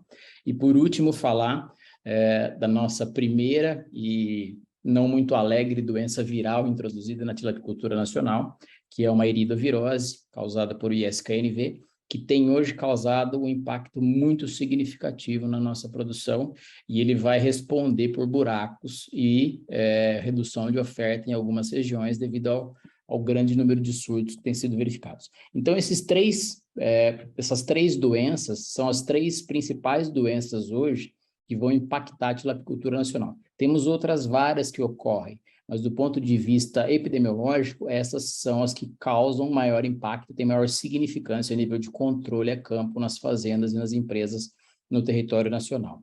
As estreptococoses, quando a gente usa o termo estreptococose, a estreptococose é a designação genérica para as doenças causadas por cocos gram-positivos em peixes. Dentro desses cocos gram-positivos, nós temos alguns gêneros que são os mais comuns. Os mais comuns associados a doenças em tilápia são os gêneros Streptococcus e o gênero Lactococcus. Dentro desses gêneros, nós temos várias espécies. No Brasil, nós temos a ocorrência do Streptococcus agalactiae, do Streptococcus inei, do Streptococcus dysgalactiae e do complexo que a gente chama hoje, Lactococcus garvei e petauri, porque a diferenciação fenotípica deles não é muito fácil e eles são bactérias que foram recentemente reclassificadas e tem uma variabilidade pequena, então o diagnóstico deles a nível de rotina, ele demanda, como o professor Henrique falou, estratégias mais aprofundadas de sequenciamento. Então acaba que na rotina a gente costuma tratar isso como um grupo para fins de diagnóstico, porque muitas vezes o tempo de resposta para o diagnóstico, principalmente quando a intervenção é terapêutica, ele não é muito longo. Então, os lactococos hoje também têm sido bastante impactantes. Então, dentro desse contexto das doenças que ocorrem no Brasil, esses 4 vão ocorrer, e sendo os mais impactantes o Streptococcus agalactiae e o Lactococcus garvei e o Lactococcus petauri. Tá? Então, essas 2 estreptococoses causadas por esses 2 patógenos, hoje, de sobremaneira, causam impacto significativo na produção. Primeiro, porque são extremamente patogênicos e adaptados à tilápia e causam alta mortalidade, principalmente na fase de engorda, onde os animais já estão maiores, já receberam um investimento via ração e o produtor tem a expectativa de despescá-los e comercializá-los, e nesse momento os animais morrem. Então, o prejuízo é mais significativo quando comparado, por exemplo, a uma doença que causa mortalidade na fase jovem. No caso do Streptococcus agalactiae, nós temos 2 sorotipos importantes no Brasil. Ao todo, no mundo, são descritos 6 sorotipos em tilápia. Desses 6 sorotipos, 2 são bastante impactantes no Brasil. O sorotipo 1B, que é historicamente o sorotipo mais endêmico no Brasil todo e ocorre em todas as regiões do Brasil, aonde a gente cria tilápia, nós temos Streptococcus agalactiae do sorotipo 1B, que foi o primeiro alvo dos programas de vacinação, das primeiras vacinas licenciadas, e que hoje ainda é um patógeno importante. Nós conseguimos lidar bem com eles, porque nós temos programas de vacinações efetivas, como o professor Henrique falou. Hoje a gente não tem um dado estatístico oficial a nível mundial, mas uma estimativa de um professor da Universidade de Minnesota contabiliza que por volta de 5% somente das tilápias produzidas no mundo são vacinadas hoje. Desse montante, 40% é vacinado na América Latina e metade no Brasil. Resumindo, 1 em cada 5 tilápias no mundo é vacinada aqui no Brasil. Então, hoje o Brasil é um expoente nos programas de vacinação e o driver principal que motivou essa vanguarda nos programas de vacinação foi a ocorrência do Streptococcus agalactiae. Além do Streptococcus agalactiae, nós temos também o Streptococcus agalactiae do sorotipo 3. O sorotipo 3 ele emergiu em 2016 e 2017, principalmente na região nordeste do Brasil, e hoje ele é endêmico naquela região, com alguns relatos esporádicos fora dela. Mas naquela região ele causa impacto bastante significativo e fez com que os programas de vacinação tivessem de ser completamente mudados, incluindo esse sorotipo em vacinas, no mínimo, bivalentes para controlar a doença a campo. Hoje, as estreptococoses podem ser controladas com a antibiótico terapia, mas os programas de vacinação são economicamente mais viáveis e efetivos no controle da doença. Então, esses 2 sorotipos hoje são 2 sorotipos extremamente impactantes para a produção. Além desses 2 sorotipos, nós tivemos, a partir de 2021, 2022, muitos surtos de mortalidade por doença bacteriana em lotes vacinados contra esses 2 sorotipos na região nordeste do Brasil inicialmente e depois se disseminou para o resto do país.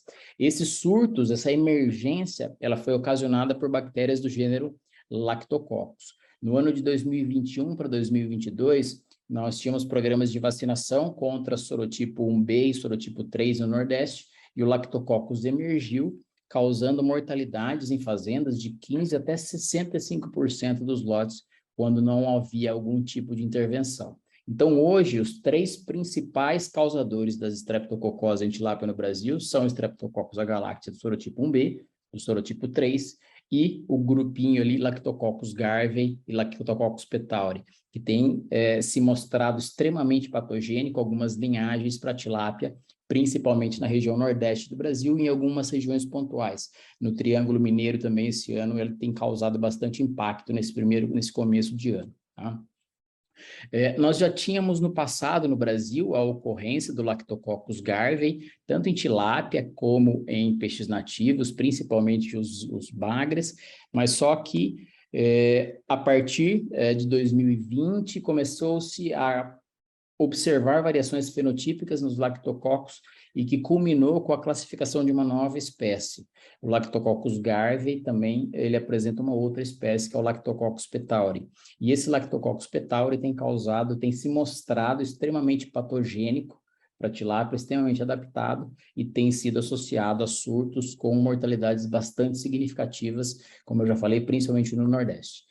Esse é a primeira, inclusive é um trabalho da equipe do professor Henrique, né? É a primeira caracterização do Lactococcus petauri em tilápia no Brasil e que concebeu essa mudança no status sanitário das doenças bacterianas da fase de engorda. Nós tínhamos uma tranquilidade, os programas de vacinação contra a Streptococcus agalactiae, sorotipo 1B e 3 estava indo bem, aí surgiu o Lactococcus nesse meio do caminho e começou a causar problema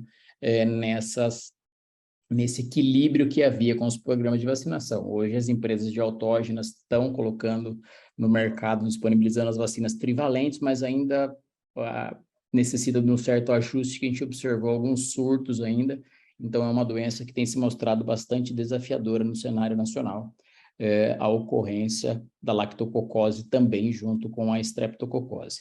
E quais são os principais sinais clínicos e fatores de risco para a estreptococose? Eu costumo falar para meus alunos que a gente tem 3 hashtags principais. É uma doença de verão, são doenças de verão, que acometem peixes adultos na fase de engorda, principalmente, e vão estar associadas a processos de estresse, os gatilhos para os surtos, principalmente sobre a alimentação dos animais, mudanças na temperatura, são alguns fatores de risco para essa doença, mas principalmente peixes adultos e época de verão, principalmente temperaturas acima de 27 graus Celsius. São doenças que causam uma septicemia e uma meningoencefalite, então os animais apresentam sinais clínicos de doenças sistêmicas, um sinal bastante característico é esse olho saltado, que tecnicamente é chamado semiologicamente de exoftalmia. Essa exoftalmia ela é muito pronunciada nas estreptococoses, é muito comum os produtores e técnicos falar, não, a gente vê muito peixes olhudo lá no tanque, essa é uma característica principal, e além da exoftalmia, um outro sinal clínico muito característico, como tem uma infecção no sistema nervoso central, isso gera o peixe perde a capacidade de controlar o seu movimento natatório e ele apresenta uma natação sistêmica ao redor do seu próprio eixo, que a gente chama de natação errática. Então, aqui alguns vídeos de tilápias acometidas por Streptococcus agalactiae do sorotipo 1B, no estado de São Paulo. Então, alguns surtos.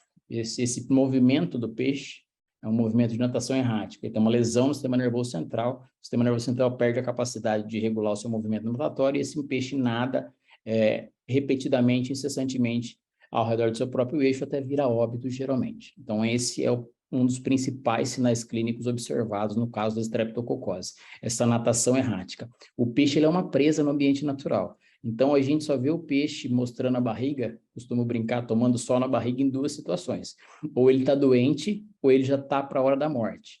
Então, o peixe com a barriga para cima na superfície do tanque não é coisa boa, tá? E o prognóstico, nesses casos, assim, é sempre desfavorável, porque a principal medida nesse caso seria antibiótico terapia via ração, via oral, e esse animal não ingere ração, porque ele não tem apetite, ele está com uma lesão no sistema nervoso central, uma septicemia bacteriana. Então, esse é um sinal clínico bastante característico das estreptococoses a nível de fazenda.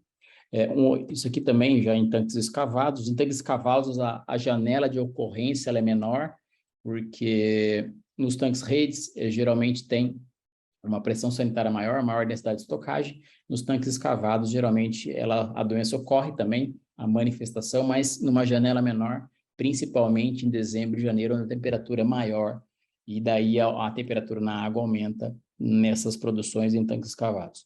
Além dessa doença típica, que é uma doença septicêmica bacteriana, com exoftalmia, natação errática, alta mortalidade, nós temos pegado alguns casos onde a doença tem mudado a manifestação clínica no campo.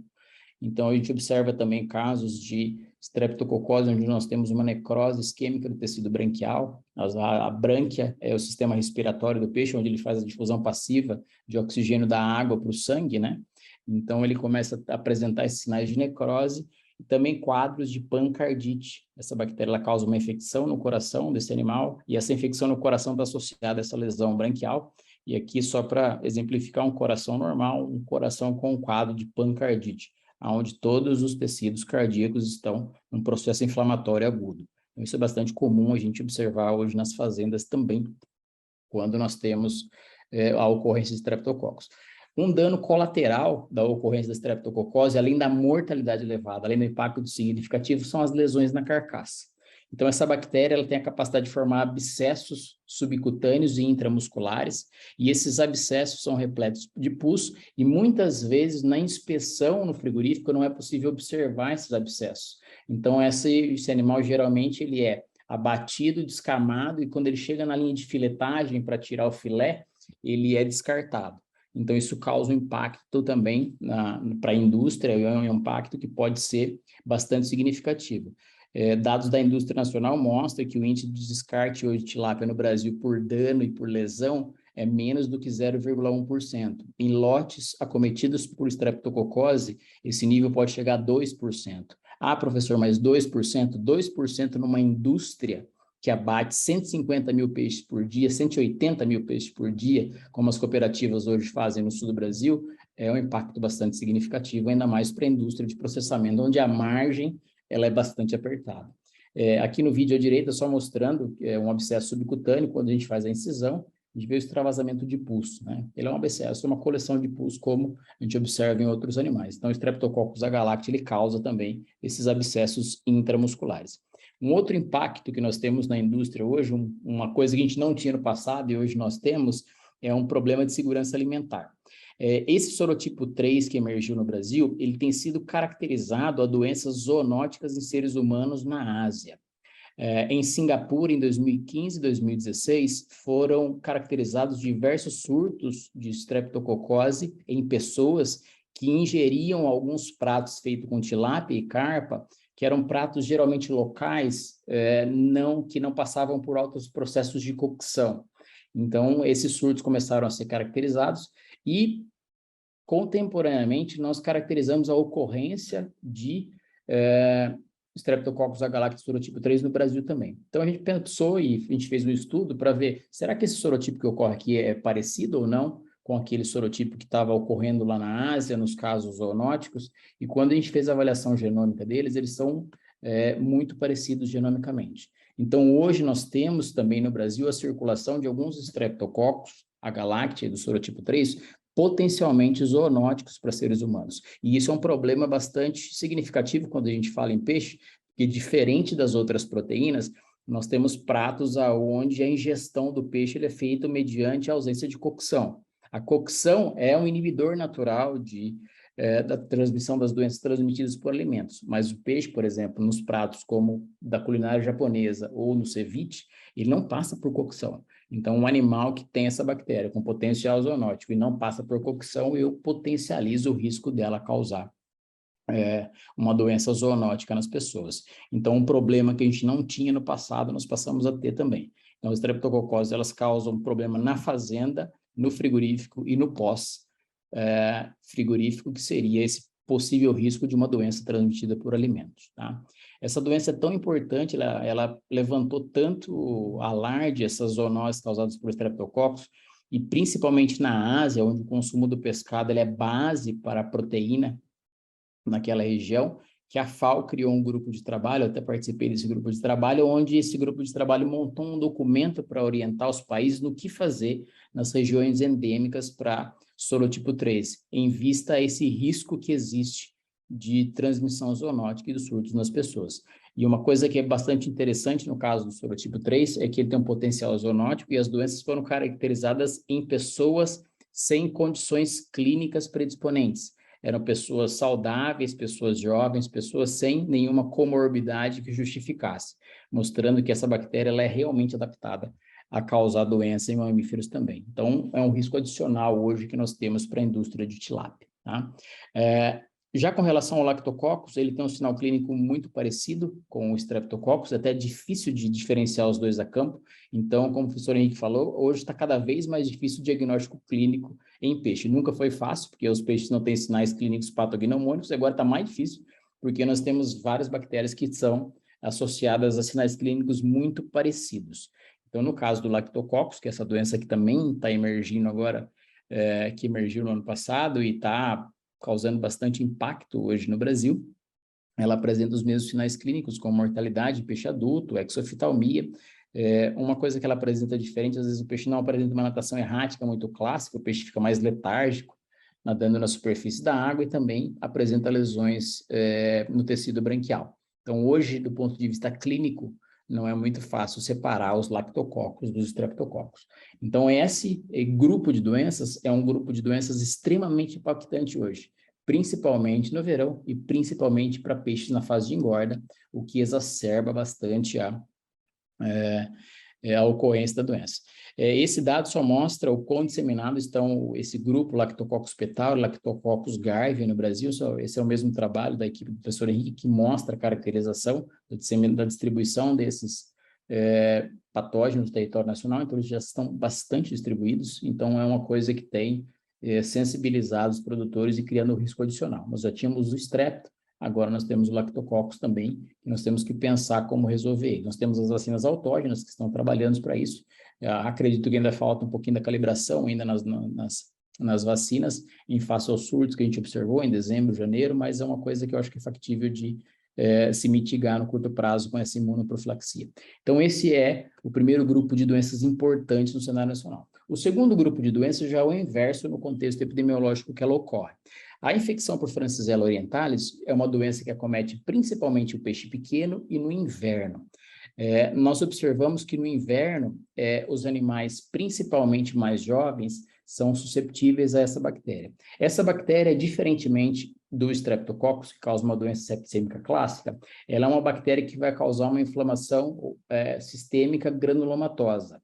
Ela causa a formação de granulomas em órgãos órgãos e tecidos linfóides, principalmente. Ela tem a capacidade de causar uma infecção intracelular em células de defesa, principalmente macrófagos, e isso gera a formação dos granulomas, que a gente consegue observar aqui nas imagens, que são esses pontos brancos. Esse órgão é o baço do peixe, e esses pontos brancos do baço do peixe são os granulomas de Francisella. Então, é uma doença que ela pode evoluir muito rápido no lote, principalmente dos peixes pequenos. Em temperatura mais baixa, o sistema mais baixo que eu digo é abaixo de 24 graus Celsius, os peixes são animais heterotérmicos, a temperatura dele varia conforme a temperatura da água.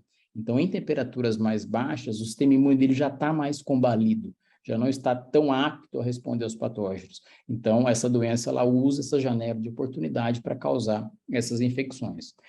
No cenário nacional, nós temos três formas de manifestação principal das franciselloses que a gente observa do histórico de aproximadamente 10 anos de ocorrência dela no país. Nós temos os primeiros surtos que ocorrem agora nesse período, abril e maio. Esse ano está meio atípico porque não esfriou ainda muito nas regiões produtoras, mas está começando a esfriar. Então, nessa primeira onda de frio que vem, nessa primeira redução na temperatura, os alevininhos, que são os peixes pequenininhos, são os primeiros acometidos. A fase crítica de ocorrência da doença, na forma de surto, ela ocorre nos animais que a gente chama de animais jovens, juvenis, de 30, 50 gramas, dependendo da região, onde ela causa doença clínica, com os granulomas, com a manifestação clínica, e uma manifestação que também a gente caracterizou no Brasil é que esses lotes que experienciaram a doença no inverno não morreram por questões variadas, parte desse lote desenvolve uma forma crônica da doença.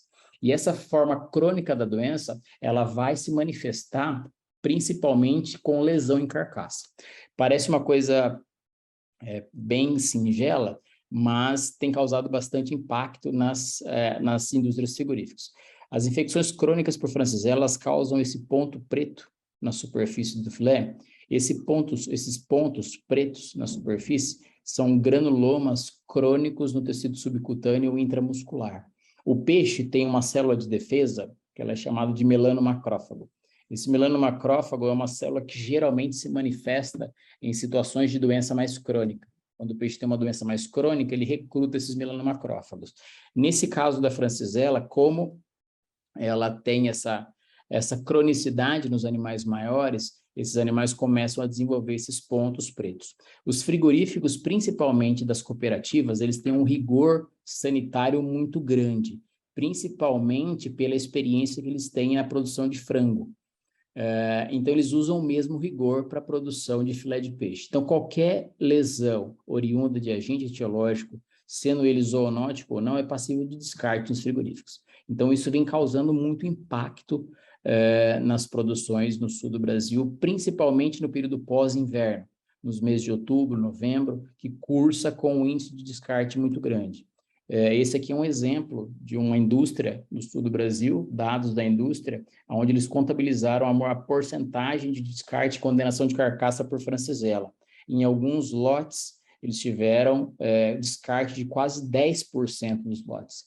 Isso é uma coisa extremamente impactante, essa conta não fecha, tá? Eu tenho um peixe que eu produzo ele e ele gera 10% de condenação de carcaça. Essa conta não fecha de jeito nenhum, porque é um prejuízo muito grande. Só nessa indústria, eles tiveram uma perda de 84 toneladas de filé, só num mês, mostrando o tamanho do impacto que essa doença causa. E essa doença ela é impactante por alguns motivos. Além de causar essa condenação de carcaça, nós não temos vacinas efetivas hoje no momento que funcionem para controlar os surtos a campo e as lesões na carcaça, e a antibiótico terapia também não controla bem essas lesões em carcaça. Então, acaba que nós temos um cenário perfeito para o impacto causado por essa doença. Então, a francisella hoje, se você perguntar para os produtores na região sul do Brasil, ele é o patógeno mais importante para aquela região. Porque como lá é mais frio, os streptococcus que dependem da temperatura mais alta não causam tanto impacto. E o ISKNV, que é a doença viral, parece que ainda não tem também uma distribuição muito grande naquela região. Então, hoje, a francisella é a principal doença que acomete as produções no sul do país, que hoje contabilizam por volta de 35% da produção nacional, majoritariamente o Paraná, que é o principal estado produtor. Tá? Então, essa é a principal doença dessa região.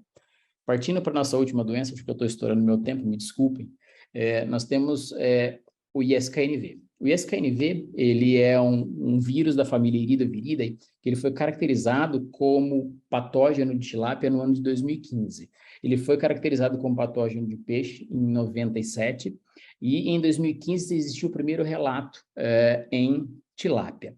No mundo, nós temos o relato da ocorrência desse patógeno em vários países.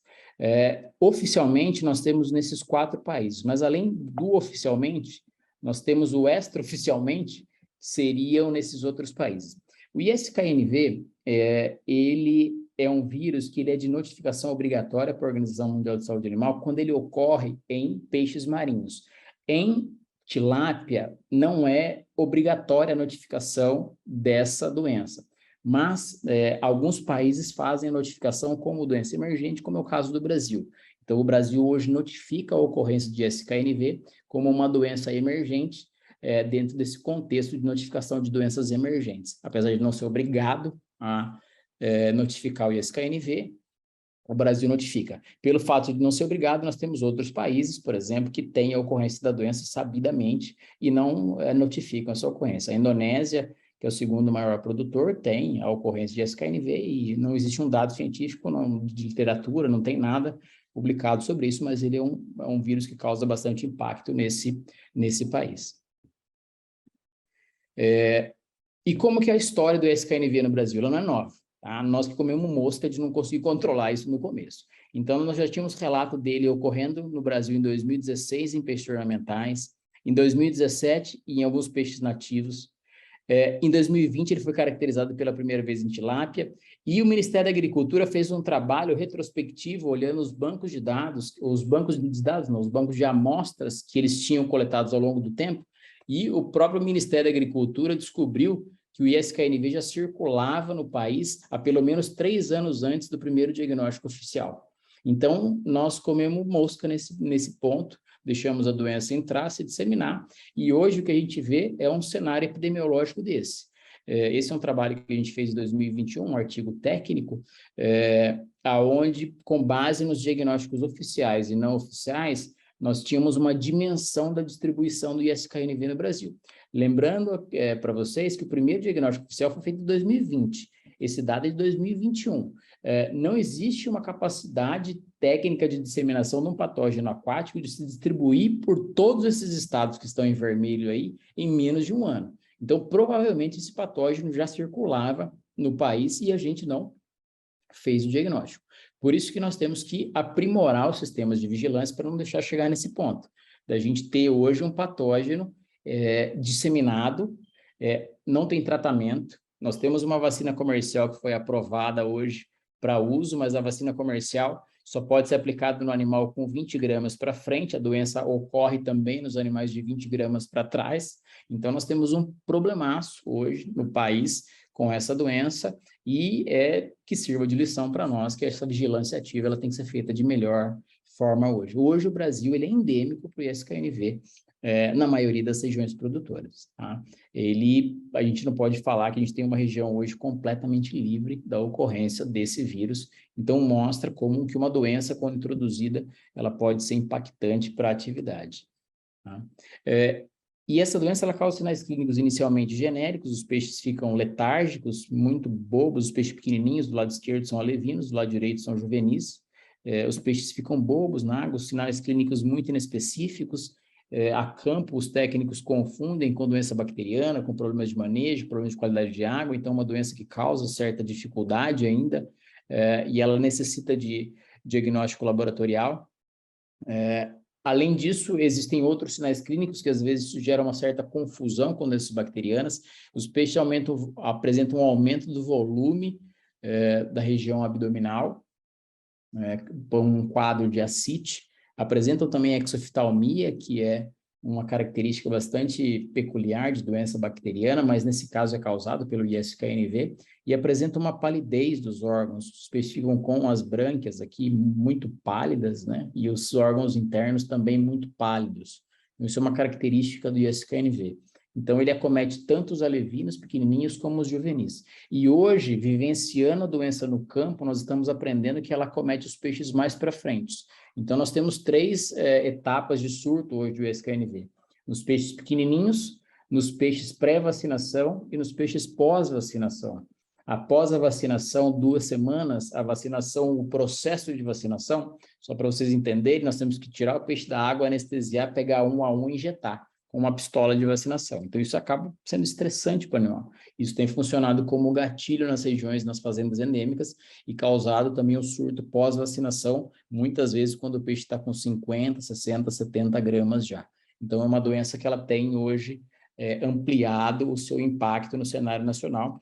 E no último semestre do ano passado, nós tivemos regiões produtoras com perdas de 30% até 60% dos lotes juvenis causados por esse vírus. Nós temos hoje um buraco de produção na tilapicultura nacional que foi causado pelo ISK-NV. Se eu não tenho peixe jovem, eu não tenho peixe adulto jovem e eu não tenho peixe que vai ser comercializado. O ciclo de produção do peixe hoje é de 6 a 8 meses. Então, o problema que eu tenho na base vai se refletir 8 meses depois.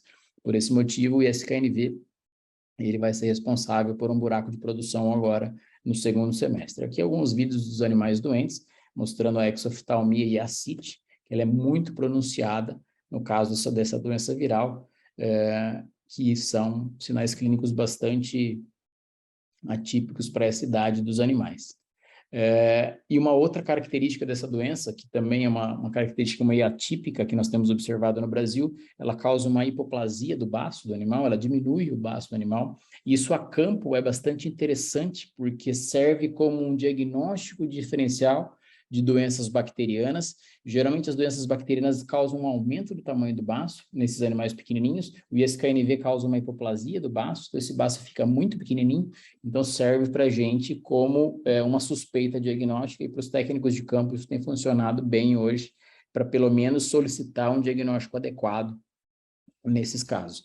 No vídeo da direita é só para mostrar rapidamente que em alguns casos esse baço fica tão pequenininho que a gente não consegue ver o baço dos animais. O baço é esse órgão pretinho aqui, dessa coloração aqui. Nesse peixe da direita, esse órgão maior é o fígado. Vocês vão ver que o vídeo vai rebater o fígado e a gente não tem o baço mais. O baço era para estar aqui nessa região.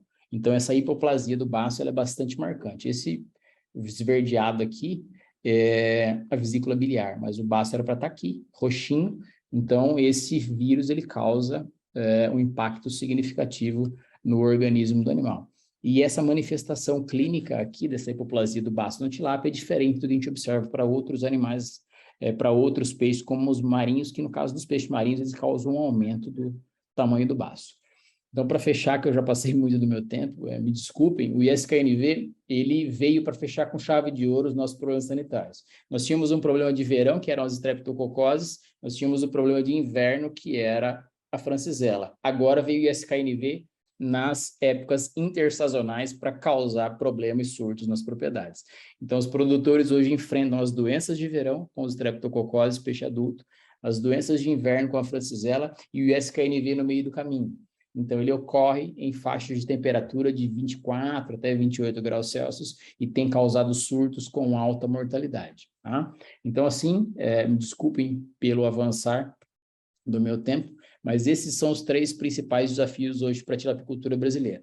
As estreptococoses, causadas pelo Streptococcus agalactis sorotipo 1B, 3 e também pelos Lactococcus garvia petauri. A francisella como uma doença de inverno bastante impactante na região sul do Brasil, devido à mortalidade em si e da condenação de carcaça, e o ISKNV, que tem causado surtos com assombrosas mortalidades, principalmente nas produções em tanques redes, na região sudeste do Brasil e na região nordeste do Brasil também. Então, agradeço novamente o convite, um prazer estar aqui com vocês e estou à disposição. Qualquer dúvida, para comentários e para a gente bater um papo aqui. Obrigado. Ok. Obrigada, doutor. Obrigada mais uma vez, né, pela participação. Doutora Garcia, podemos ir direto para as perguntas? Sim, podemos. Podemos? Eu gostaria de falar uma palavrinha, que Pois o doutor Carlos, ele não passou do tempo, ele está em cima do tempo. eu ia dizer. Muito bem. Muito obrigada. É verdade, doutora, bem lembrado, tá tudo certinho. É. Doutora Garcia, depois vai fazer um encerramento, agradecer a todo mundo aqui, porque tem inúmeras participações, mas nós vamos direto às perguntas, né? E começamos aqui com a pergunta do doutor Arsênio, que aí o doutor Carlos vai ter que me ajudar, né, doutor? Porque é uma pegadinha, eu sou jornalista, não sou médica veterinária nem zootecnista, aí o doutor Arsênio coloca aqui esse termo que é difícil de pronunciar, o senhor está vendo aí, né, a pergunta dele? Do doutor Arsênio, ele fala sobre... O senhor conseguiu ver? Eu não consegui ainda. A pergunta dele? O senhor até repetiu agora, eu não vou conseguir, vou falar errado, vou virar meme. Aonde? Aí ele fala sobre como que pronuncia? A galacti, é isso? A galacti. A galacti, mas a outra palavra anterior eu não consigo pronunciar, não. Ele pôs só o S, mas... Streptococcus. Isso aí. Aí, IB, né? E 3, ele colocou. Isso. Bom, enfim, se vão se distribuir igualmente no território, podem já, assim, estar e não sabermos por deficiência de rastreamento laboratorial? Uma coisa que o professor Henrique falou, o Streptococcus sorotipo 3, o 1B já está no Brasil inteiro, né? Mas o sorotipo 3, ele parece que ele tem uma característica de adaptação mais natural à região norte do Brasil, à região nordeste, a região nordeste, que é a região onde ela é endêmica, que a gente vem monitorando desde 2017, já vão fazer 6 anos, e aquela região é o hotspot. Até então, a gente não observa surtos em outras regiões do Brasil ainda. Então, não quer dizer que ele não possa se disseminar, ele pode, mas até então, parece que ele não encontrou essas condições favoráveis para se adaptar a outras regiões. Diferente, por exemplo, do Lactococcus. O Lactococcus a gente começou a ver os surtos mais significativos no Nordeste, mas hoje ele já está no Triângulo Mineiro, São Paulo, nós temos surtos, então já é um patógeno que ele já se disseminou a nível de Brasil. Tá? E nesse caso dos estreptococós, das doenças bacterianas, como o professor Henrique falou antes, nós temos uma prospecção muito grande das vacinas, das produtoras de vacinas autógenas, e um dos principais alvos delas são os estreptococos. Então, se ele tivesse ocorrendo de maneira sistemática nas outras regiões, a gente estava já com uma frequência de diagnóstico mais significativa. Então, a região nordeste do Brasil, por ser uma região mais quente o ano todo, e tem alguns desafios naturais de ambiência, ele parece ser mais propício para essa doença, no caso, o sorotipo 3, em relação às outras regiões do Brasil, que apresentam uma certa sazonalidade, né? Que agora, daqui para frente, até mais ou menos setembro, nós temos temperaturas mais amenas e em alguns locais temperaturas muito frias. Então, essa sazonalidade parece não contribuir para a implantação dele como um patógeno, como na região Nordeste. Ok, aí o doutor Arsênio, né, que inclusive é membro da comissão, ele segue ainda na pergunta, né, fazendo outra pergunta, depois nós temos outra também do doutor Debs. Outra questão, as exportações têm crescido, como tem sido solucionado a quase inexistência de diagnósticos laboratoriais oficiais para a confiabilidade dos importadores? Perdoe o desconhecimento, talvez não exista essa exigência pelos importadores em questão.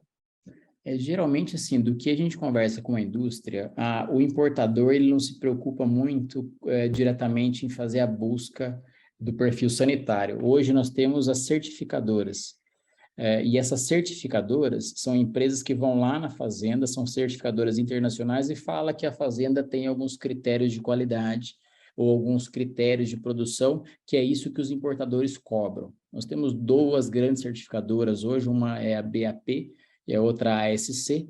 Então, geralmente, o importador ele confia na certificadora. O problema é que, às vezes, a certificadora não caracteriza muito a fundo a questão sanitária do plantel. Obviamente, ela questiona isso, né? As doenças, como elas são tratadas, como que é o uso de antimicrobianos, são várias questões, mas ela não pontua problemas específicos. E, geralmente, para os processos de importação e exportação, os órgãos governamentais fazem uma caracterização de equivalência sanitária e das exigências sanitárias de cada país. Como, no caso, os streptococcus não são uma doença de notificação, e esses casos zoonóticos que nós temos no Brasil ainda não despertaram a atenção de outros países, não tem sido um requisito essa caracterização de livre de sorotipo 3 ou vacinado contra o sorotipo 3 como uma exigência para exportação. Ok. Não sei se eu respondi a pergunta do Dr. Arsênio, mas se eu não respondi, depois ele complementa aqui no chat. Ele complementa. Eu vou seguir agora aqui para outra pergunta. Tem inúmeras manifestações, né, parabenizando, informações preciosas, o Iago está falando aqui, né, e muitos outros também participando. O Dr. Cláudio Depes, ele pergunta, com a citação de todos esses problemas sanitários, não seria recomendável haver um programa de monitoramento ou certificação, né, de estabelecimentos produtores, deixa eu só ver aqui, que ele coloca produtores, eu não estou conseguindo abrir. De forma jovem. De forma jovens, na tilapicultura, ponto crítico, início e base da cadeia produtiva. Aí ele fala da portaria aqui, né, 411 de 2014, pôs em consulta pública. É uma coisa essencial para a nossa cadeia, o Dr. Cláudio levantou, essa certificação das produtoras de forma jovem. E nós temos experiências muito nebulosas nesse sentido no Brasil, que um exemplo clássico é que a Francisella se disseminou do sudeste para o sul do Brasil com o transporte de animais sem controle sanitário adequado. Hoje nós temos a emissão do GTA, mas a GTA é baseada numa avaliação macroscópica clínica. E muitas vezes a avaliação macroscópica não pega esse tipo de doença, principalmente os animais são portadores. Então, é uma coisa que a gente discute muito já com a indústria, que nós, enquanto a gente não controlar as formas jovens de uma forma adequada, com certificação em ambientes biosseguros, a gente não vai conseguir ter um pleno controle de doenças no Brasil. E a história ruim, apesar dela ser ruim, ela se repete. O ISKNV foi disseminado no Brasil também pela movimentação de animais, tá? Então, nós temos um problema grave, e é uma coisa que a gente discutiu já bastante, até o O Ministério da Agricultura, eu participei do plano plurianual que eles fizeram ano passado, uma das estratégias era mudar a legislação para tentar cobrar essa certificação. Uma coisa que, nesse caso ainda, o governo tem até uma dificuldade, é porque se você apertar muito, nenhuma empresa vai conseguir atender a exigência, como não vai conseguir atender, o setor não vai ter o peixe. Se não tem o peixe, tem que produzir, falta alimento. Então, é um processo bastante complexo, mas sem sombra de dúvida, em todas as empresas que eu vou, que a gente conversa, que a gente discute com as pessoas, enquanto não tiver uma forma jovem sanitariamente muito confiável, nós não vamos conseguir lidar muito bem com alguns desses problemas que a gente tem hoje a nível de campo. Ok, o doutor Arsênio complementa aqui, né, faz mais uma pergunta. Casos de IS-KNV, como o senhor tem falado, têm apresentado bacteriose simultaneamente? Sim, a pergunta é ótima, doutor Arsênio, obrigado. É pelo tempo aqui, não tive como explorar isso. Mas o IS-KNV, como ele atua no sistema imune, ele acomete células do sistema imune, ele causa uma imunossupressão. Então, como ele causa uma imunossupressão, ele leva à ocorrência de co-infecções bacterianas. E aí nós estamos tendo um problema criando o outro. Aí o produtor começa a fazer um sobreuso de antibióticos. Então, nós temos hoje utilizado muitas vezes antibióticos para controlar doenças virais, que a gente sabe que não é efetivo, mas como tem as co-infecções, um problema acaba arrastando para outro problema, que é o que a gente vê a campo hoje. E no Brasil nós temos apenas moléculas à base de um mesmo princípio ativo registrado para uso no Brasil. E nós temos amostras resistentes a esse princípio ativo. Então faz com que o produtor, além de usar antibiótico, muitas vezes tenha que lançar mão do uso de antibióticos off-label, que é muito mais prejudicial ainda. Nós já sabemos que o uso... não acho que temos que banir completamente, é uma opinião particular minha como técnico, banir completamente o uso de antibióticos, mas racionalizar sem dúvida. E só que, como nós temos essa sistemática e o produtor às vezes não tem instrução, nós temos um problema significativo hoje. E sim, as doenças bacterianas, as co-infecções bacterianas são bastante comuns nos casos de IS-KNV e que geram confundimento adicional no diagnóstico clínico e até mesmo no diagnóstico laboratorial, muitas vezes. Ok, doutora. Então, para encerrar, depois eu vou pedir para a doutora Agar, né, trazer as considerações finais ou algum questionamento ainda que ela queira, né, trazer aqui nesse nosso momento. Mas só então o doutor Airosa, né, dizendo que as informações são altamente relevantes para a cadeia produtiva do pescado.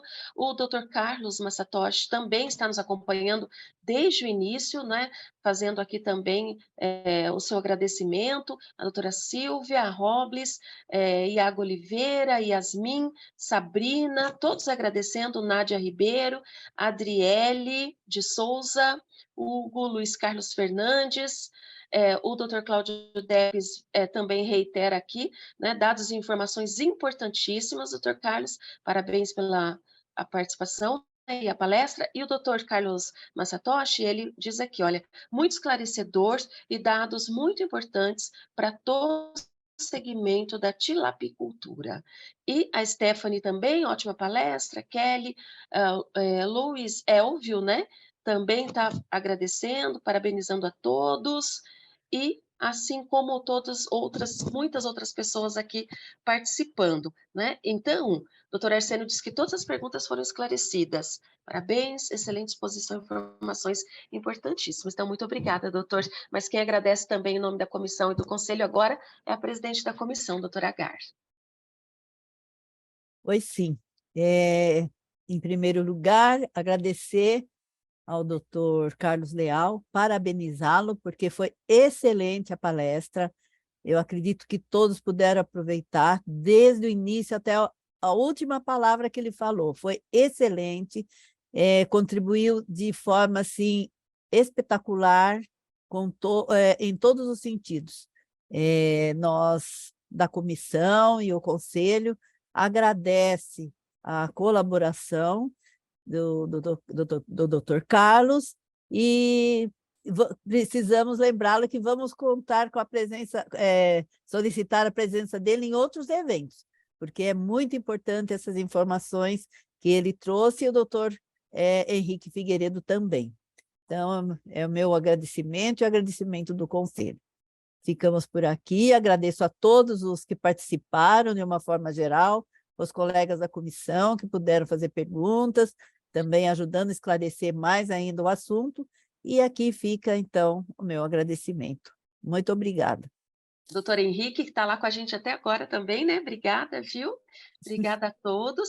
Em nome da nossa equipe, né, de eventos, a Renata Keiko e o Henrique também, que estão juntos, né, nessa transmissão. Perfeito, muito obrigada, é verdade. Muito obrigada, doutora Agar, pela a oportunidade, né, de poder fazer parte desse momento. Nos desculpe aí qualquer coisa, né, mas vamos seguindo juntos na busca sempre pela excelência de tudo que nós fizermos no Conselho. Muito obrigada a todos, professor Carlos, doutor Henrique, obrigada, doutora Agar e toda a comissão, e até o próximo evento. Muito obrigada, uma boa noite a todos. Boa noite. Boa noite. Muito obrigada. Tchau, boa Boa noite. noite.